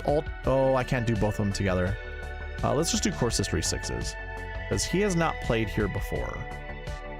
And I do want to look at top 10. Top 10. What I'm looking for are European golfers. And I'm just going to go to raw stats. I don't really care about stroke chain stats right now. So we do have Matt Fitzpatrick in 2022 coming here with no course history, but really good recent form. That is not Marco Penge. And Brandon Grace probably played here before 2019, so he's not going to count. Louis Oosthuizen probably played here before 2013, so I'm not going to include him. Shane Lowry, though, but that's good recent form. So I think we don't do Marco Penge because in order to be a decent European here, you're going to want to have good recent form, and he does not have good recent form. So we'll build one more. Xander didn't look good last week, so I'm not playing him, and Byron said he was fat. He did say he was fat. I will say this, though. What I saw was Xander typically doesn't do very well at the Farmers, and the very next event is typically the WM Phoenix Open, and he does really, really well. So he might be able to kick it into gear playing the Farmers going into the... Here, I'll show you. Again, a beautiful thing with the bucket system is... I'm going to clear this all out. We can actually choose the golfer. So Xander Schauffele. And here are all of his finishes. Dating back to 2019. Does it go further back than that? I don't think so. Oh, I think it does, actually. What years am I missing? Oh, this is just when he finished inside the top 10 or top 11. Okay. So here are all of his other finishes, which are good. And if you look at the week before, well, 2 of them he didn't play, and he had a second place finish in 2021. I'm not going to dig into it. I don't... Actually, you know what I could do? I'll do this. WM Phoenix Open 2021. We'll use this tool. And that was the Farmers. Okay. He had really good recent form coming into that event, and he finished second behind Brooks. Okay. I was looking at like these missed cuts, but he didn't finish anything better than 16th or 17th. So you're right. You're on the money there. Okay. Good. That was a good deep dive. Appreciate it. This lineup this is sexy, man. I'll give you one of these. I'll give you one of these. Oh yeah. That is a sexy lineup.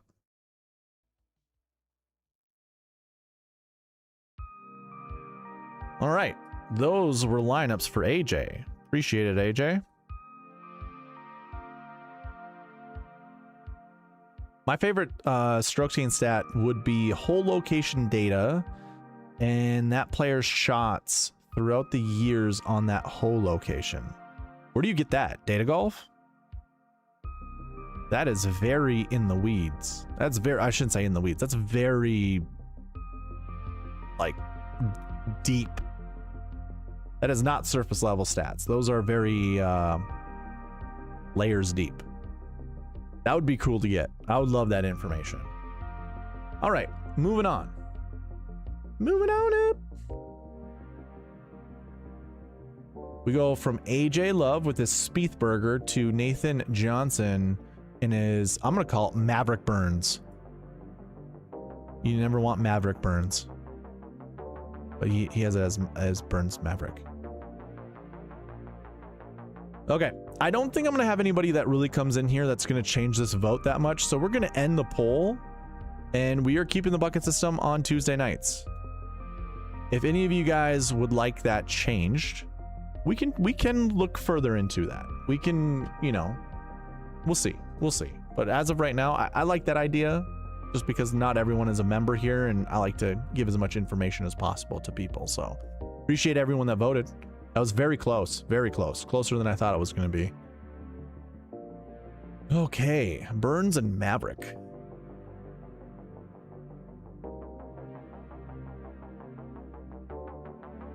All right, build you 5, pal. Burns, McNeely, Goddard, Harry Hall, Nikolai Højgaard, and Haotong Lee. You know what, sir? You deserve one of these.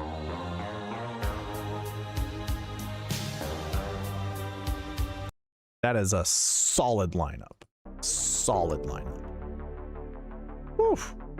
Haotong, by the way, as annoying as his victory celebrations are, he's been playing real good golf, and I'm for rostering him in as many lineups as possible. Big fan. Deep. But it will expose players' weaknesses. How so? Very interested in that. How so? Whole level.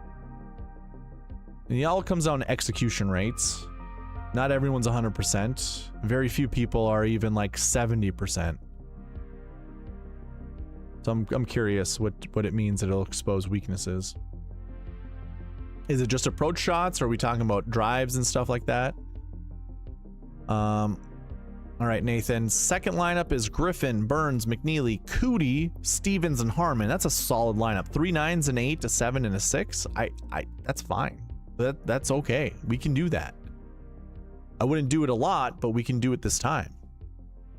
Burns, McNeely, Knapp, Cootie, Rasmus Højgaard, and Bud Cauley. Love that lineup. That's a solid lineup.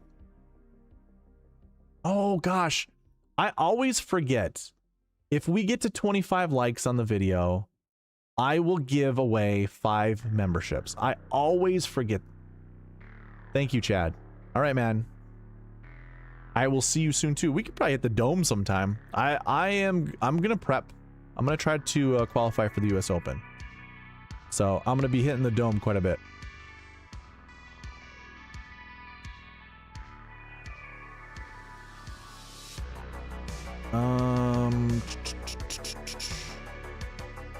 Mr. Marlowe, I did answer that question. I don't know if you heard me before. If you're still in the chat, I like the first one.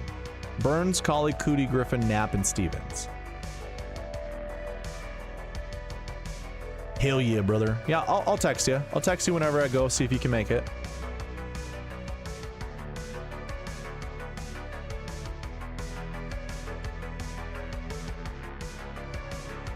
All right. Did not save this one, and this is a solid lineup. I think I said it out loud. I'm not sure.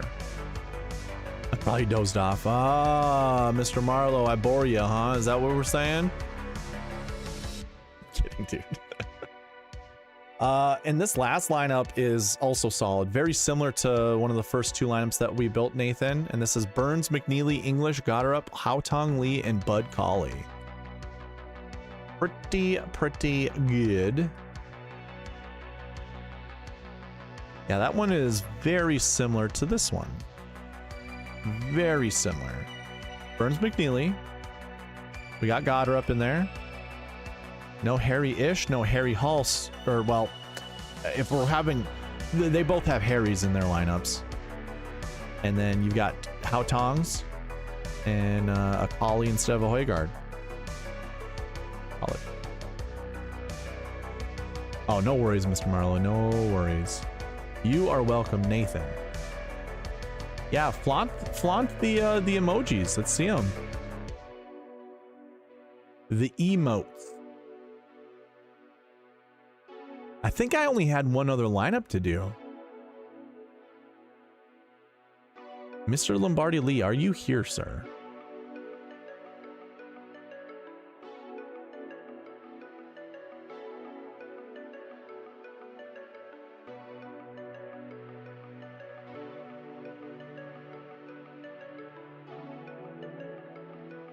HE is Mega Boom or Bust Anchor. HE? That's supposed to be Haotong Lee? You put one in late? Oh, okay. Ryan, thank you for the reminder. I'll look at it. I'll look at it after this. Minwoo, Victor, and Cam Young. All right.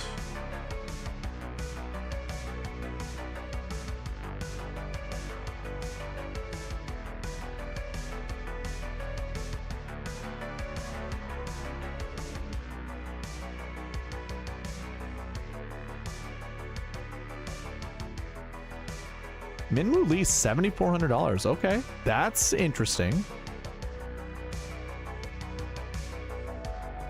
We'll build you 5 lineups, sir. Oh, the Harry-ish. Yes. Can you grab me a Scotty plus 5 less than 5%?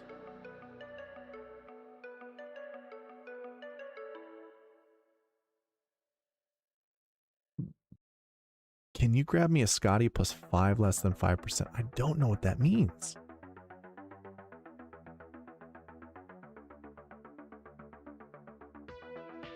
5 less than 5%. I might have streamer brain right now. That's a real thing, by the way.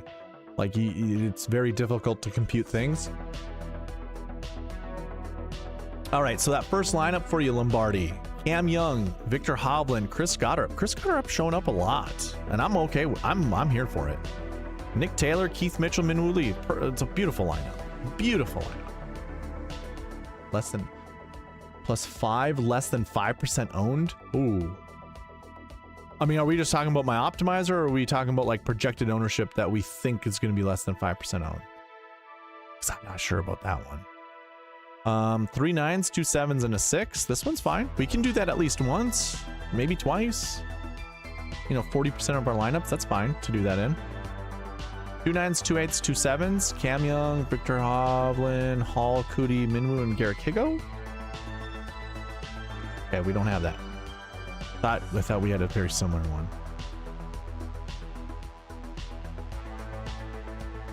Cam Young, Victor Hovland, Chris Goddard, Nick Taylor, Minwoo Lee, and Jacob Bridgman. Okay, I haven't seen much Bridgman love at all.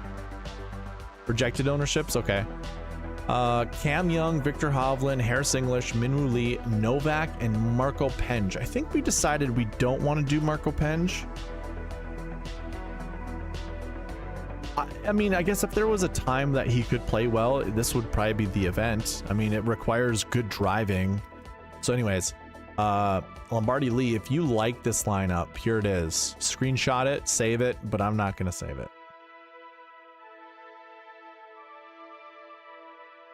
Chris Goddard can't be optimal lineup. He's Tee Time with Scotty. I know. But if you're going anti-Scotty, maybe you can. This one we've got Cam Young, Ben Griffin, Victor Hovland, Minwoo Lee, Rasmus Nergaard Peterson, and Akshay Bhatia.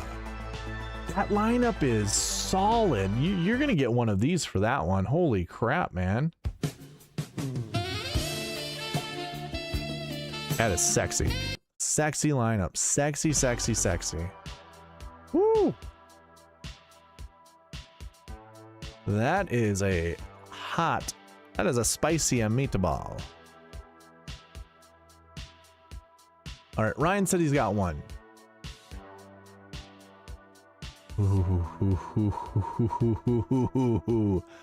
The fact that you've got Billy Ho in there, like, already makes this lineup so easy to build.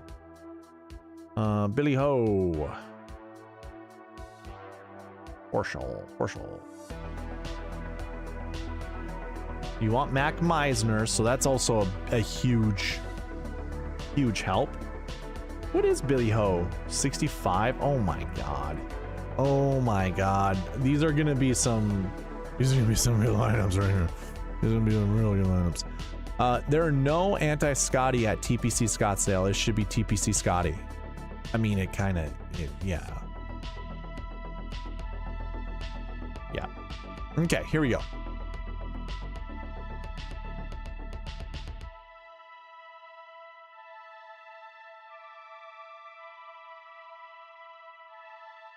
First lineup is Scotty Scheffler. There's a Corey Connors in this line or in this field. I didn't even know Corey Connors was here. Hao Tong Lee, Mac Meisner, Emiliano Grillo, and Billy Horschel. Yeah, I'm cool with all of that, honestly. Emiliano Grillo is not a bad play. Not a bad. This one has Scheffler, Cootie, Connors. Okay, that's a lot of Connors already. I'm not really digging that, but it's not terrible. Billy Horschel and Kevin Roy.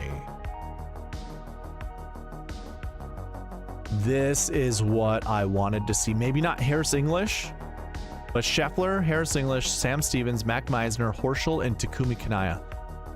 I kind of like Kanaya at this event. I haven't come up with a reason why I shouldn't like Kanaya. I'm not sure what his buckets are. Oh, 0 course history. That might be an issue. That might be an issue. We just were looking at golfers with no course history.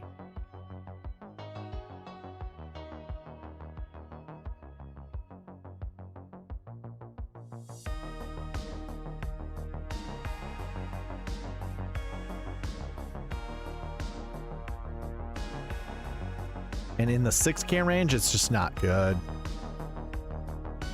42.75, 65, 72.67, 48, 36, 85, 54, 85. Those are more in your, that's more in the favor of a Takumi Kanaya. 2, 4, 4. That's not going to be Takumi Kanaya.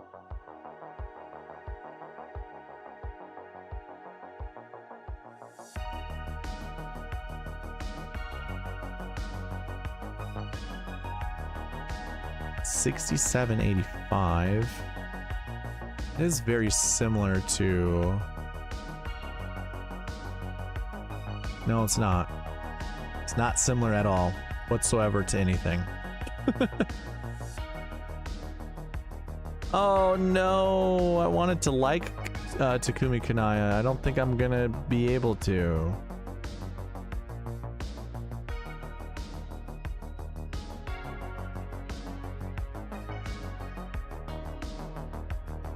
Okay, good to know.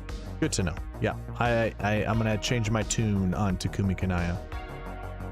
The winning lineup will be Scotty plus 5 players at 10%, maybe one at 15%. Yeah, that's... I imagine cumulative ownership's going to be under 70% for sure. Well, actually, yeah, I still think so. Scotty at like 40%, maybe 50%. And the rest of the guys equaling up to be like 20%. Well, I guess not, because everyone's going to be picking the same players if they're playing Scotty that much, right? Ryan, do you like Harris English? I'm gonna just make a call here. I'm gonna kick out Harris English. You can screenshot that and save that if you want, and then I'm also gonna kick out Takumi Kanaya.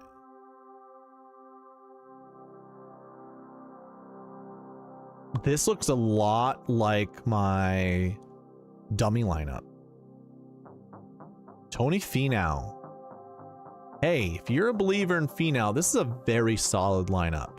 Those are your anchor plays, and the other 3 golfers are pretty good.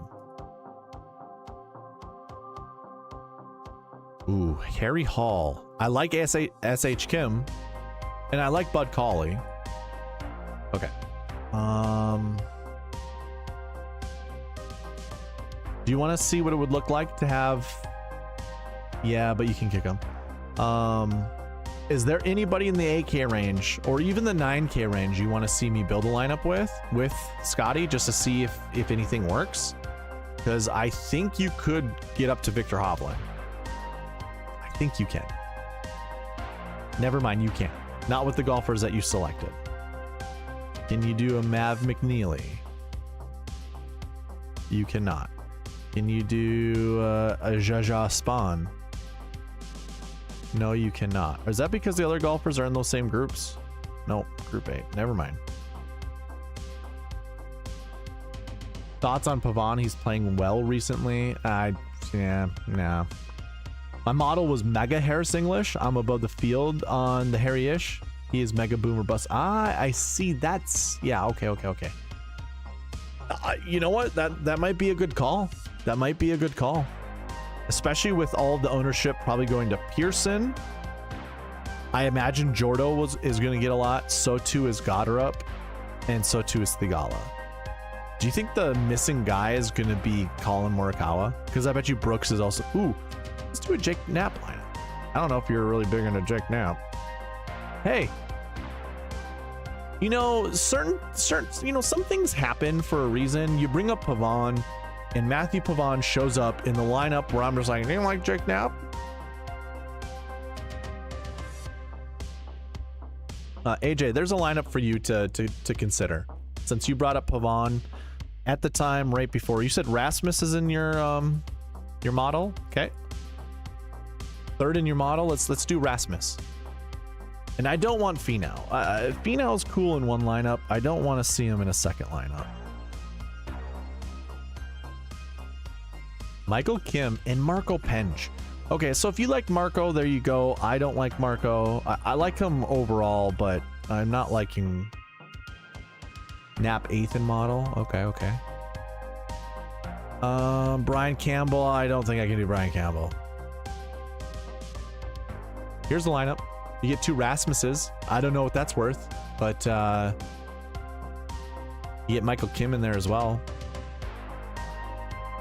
Kind of wanted to choose an 8K golfer. Can I do that with Rasmus? Probably not, right? Oh, we can. But we got to use that low 6K. Does it always have to be Morikawa? It's looking that way. I'm going to remove the N from the Harry-ish, and maybe Harry-ish will be taken. Nope. Okay. Can't do an 8K with Rasmus Højgaard in there. JK, what's up, man? Is anyone in love with Sam Stevens? Not in love, but I like Sam Stevens. All right, Mr. Henson. This is the lineup. 10 3 7s and 2 6s. I think we can live with that, right? Well, I will say this. You like Rasmus. I'm not that huge on Rasmus. It's not that big of a deal to me. It works. It works.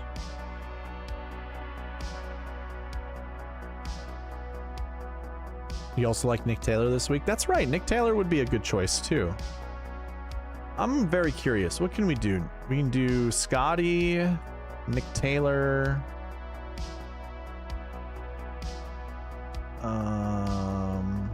I want Danny Berger in my lineup. Can I do something like this and get something good out of it? Build an all S names lineup. Okay. Oh, Takumi Kanaya. I wish I liked him before. Wow, Potgieter and Davis Riley. I don't mind Davis Riley. Don't want Brian Campbell. Here we go. Here's a lineup that I can get behind. Schmid, Riley, Niergaard, Peterson, Berger, and Nick Taylor. Love it. I'm just saying he's third in the model. Model's wrong sometimes. Yeah. But I mean, hey, we can... That's kind of like marrying two systems, and I don't mind doing that. Like, sometimes you can create some really good things out of it. Build an all S names lineup. Well, let's find some of the guys down here. Are we talking just like, just any S, like first or last name starts with an S?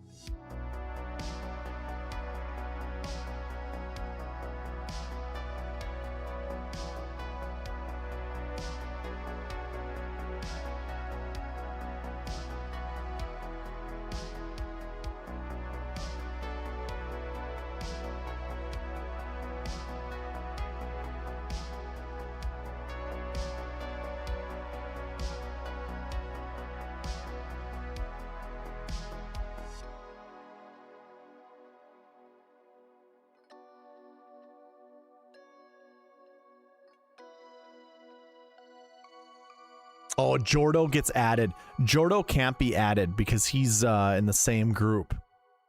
Ew, I can't do Straka. I need to find somebody. I mean, that was a lineup that worked. It's 49.9.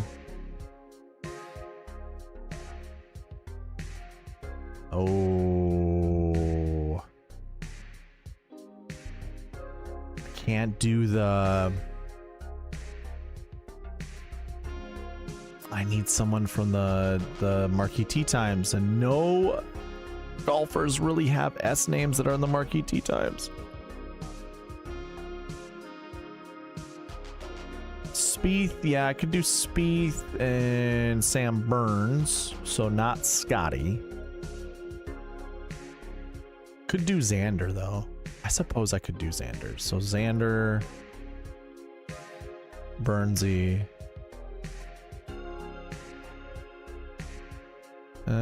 Break it.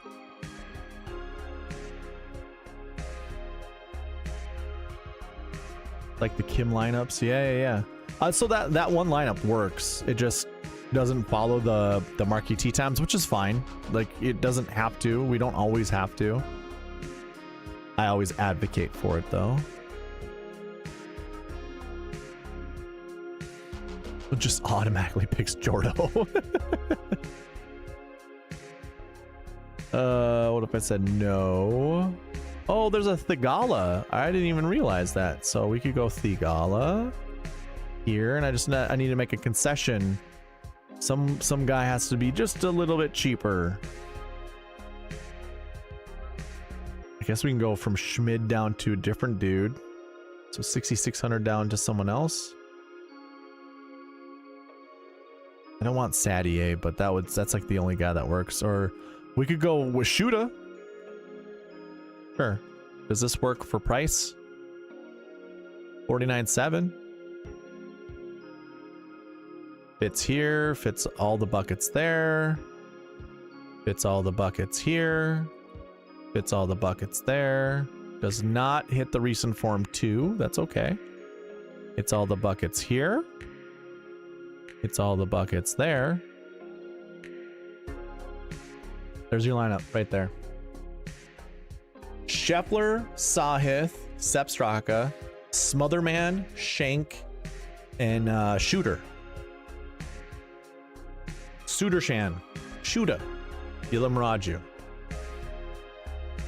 How does this lineup rate? Goddard, Griffin, Grillo, Knapp, McCarty, McNeely.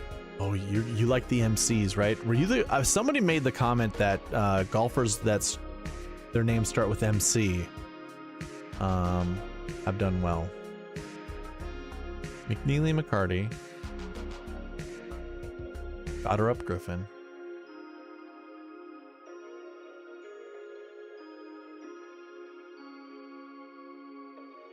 You're having a little fun with, well, outside of nap, let's say you're having a little fun with alliteration, huh?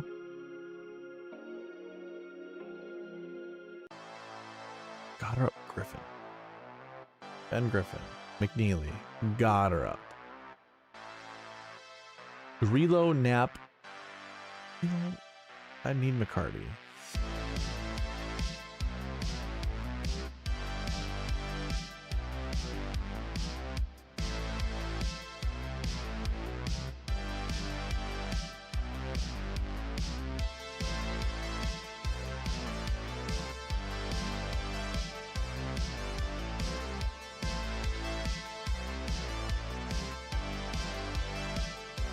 So when it comes to like rankings or ratings, I should say, I normally just really follow how well it does with the buckets. Buckets, they break sometimes. The projections definitely break. And yeah, there are a couple, you know, issues with this one, but this is fine. 6285 if we compare it to all the other lineups that we've built. We've definitely built worse. We've got a couple 6100 lineups here, and that's just all based off the model score.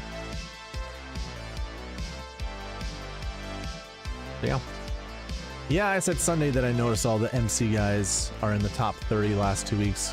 Yeah. Oh, Sam Stevens. I could have had him for the S lineups. Totally forgot. All right. I am gonna close up. Well, 3 more minutes. I'm gonna put 3 minutes on the clock. I'm gonna get out of here. Getting pretty late. Oh, that always happens. Leave all the questions that you have for me. I will answer them as quick as possible. But yeah, I'm gonna get out of here in 3 minutes. I am tired, and 3 hours is a long time to stream.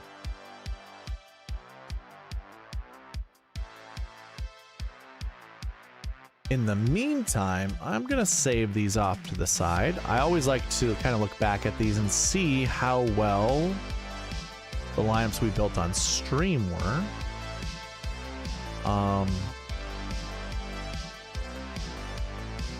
Actually, I'm gonna do this. I'm gonna change Scotty's metric. 1507.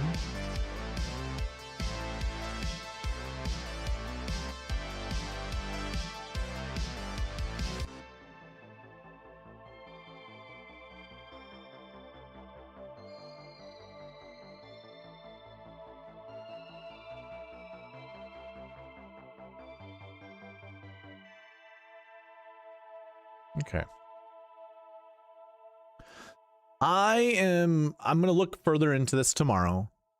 By the time I stream tomorrow, remember I go live Wednesday nights at 9 p.m. for members only. You got to be a white tier member or above. I'm gonna really look into building some of these lineups with Scotty Scheffler. Like this lineup here is like AJ, you said Sam Stevens. Here's Sam Stevens in this lineup with Bud Cauley, Michael Brennan. I like Michael Brennan quite a bit. It's got Billy Horschel in it.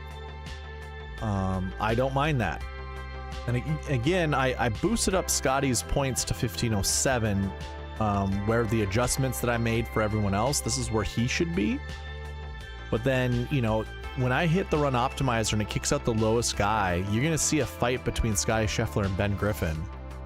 And like some of these lineups are just solid. You can just mess around. If you don't like certain golfers, you can kick them out. Like there goes Cootie, and now we got Kurt Kitayama.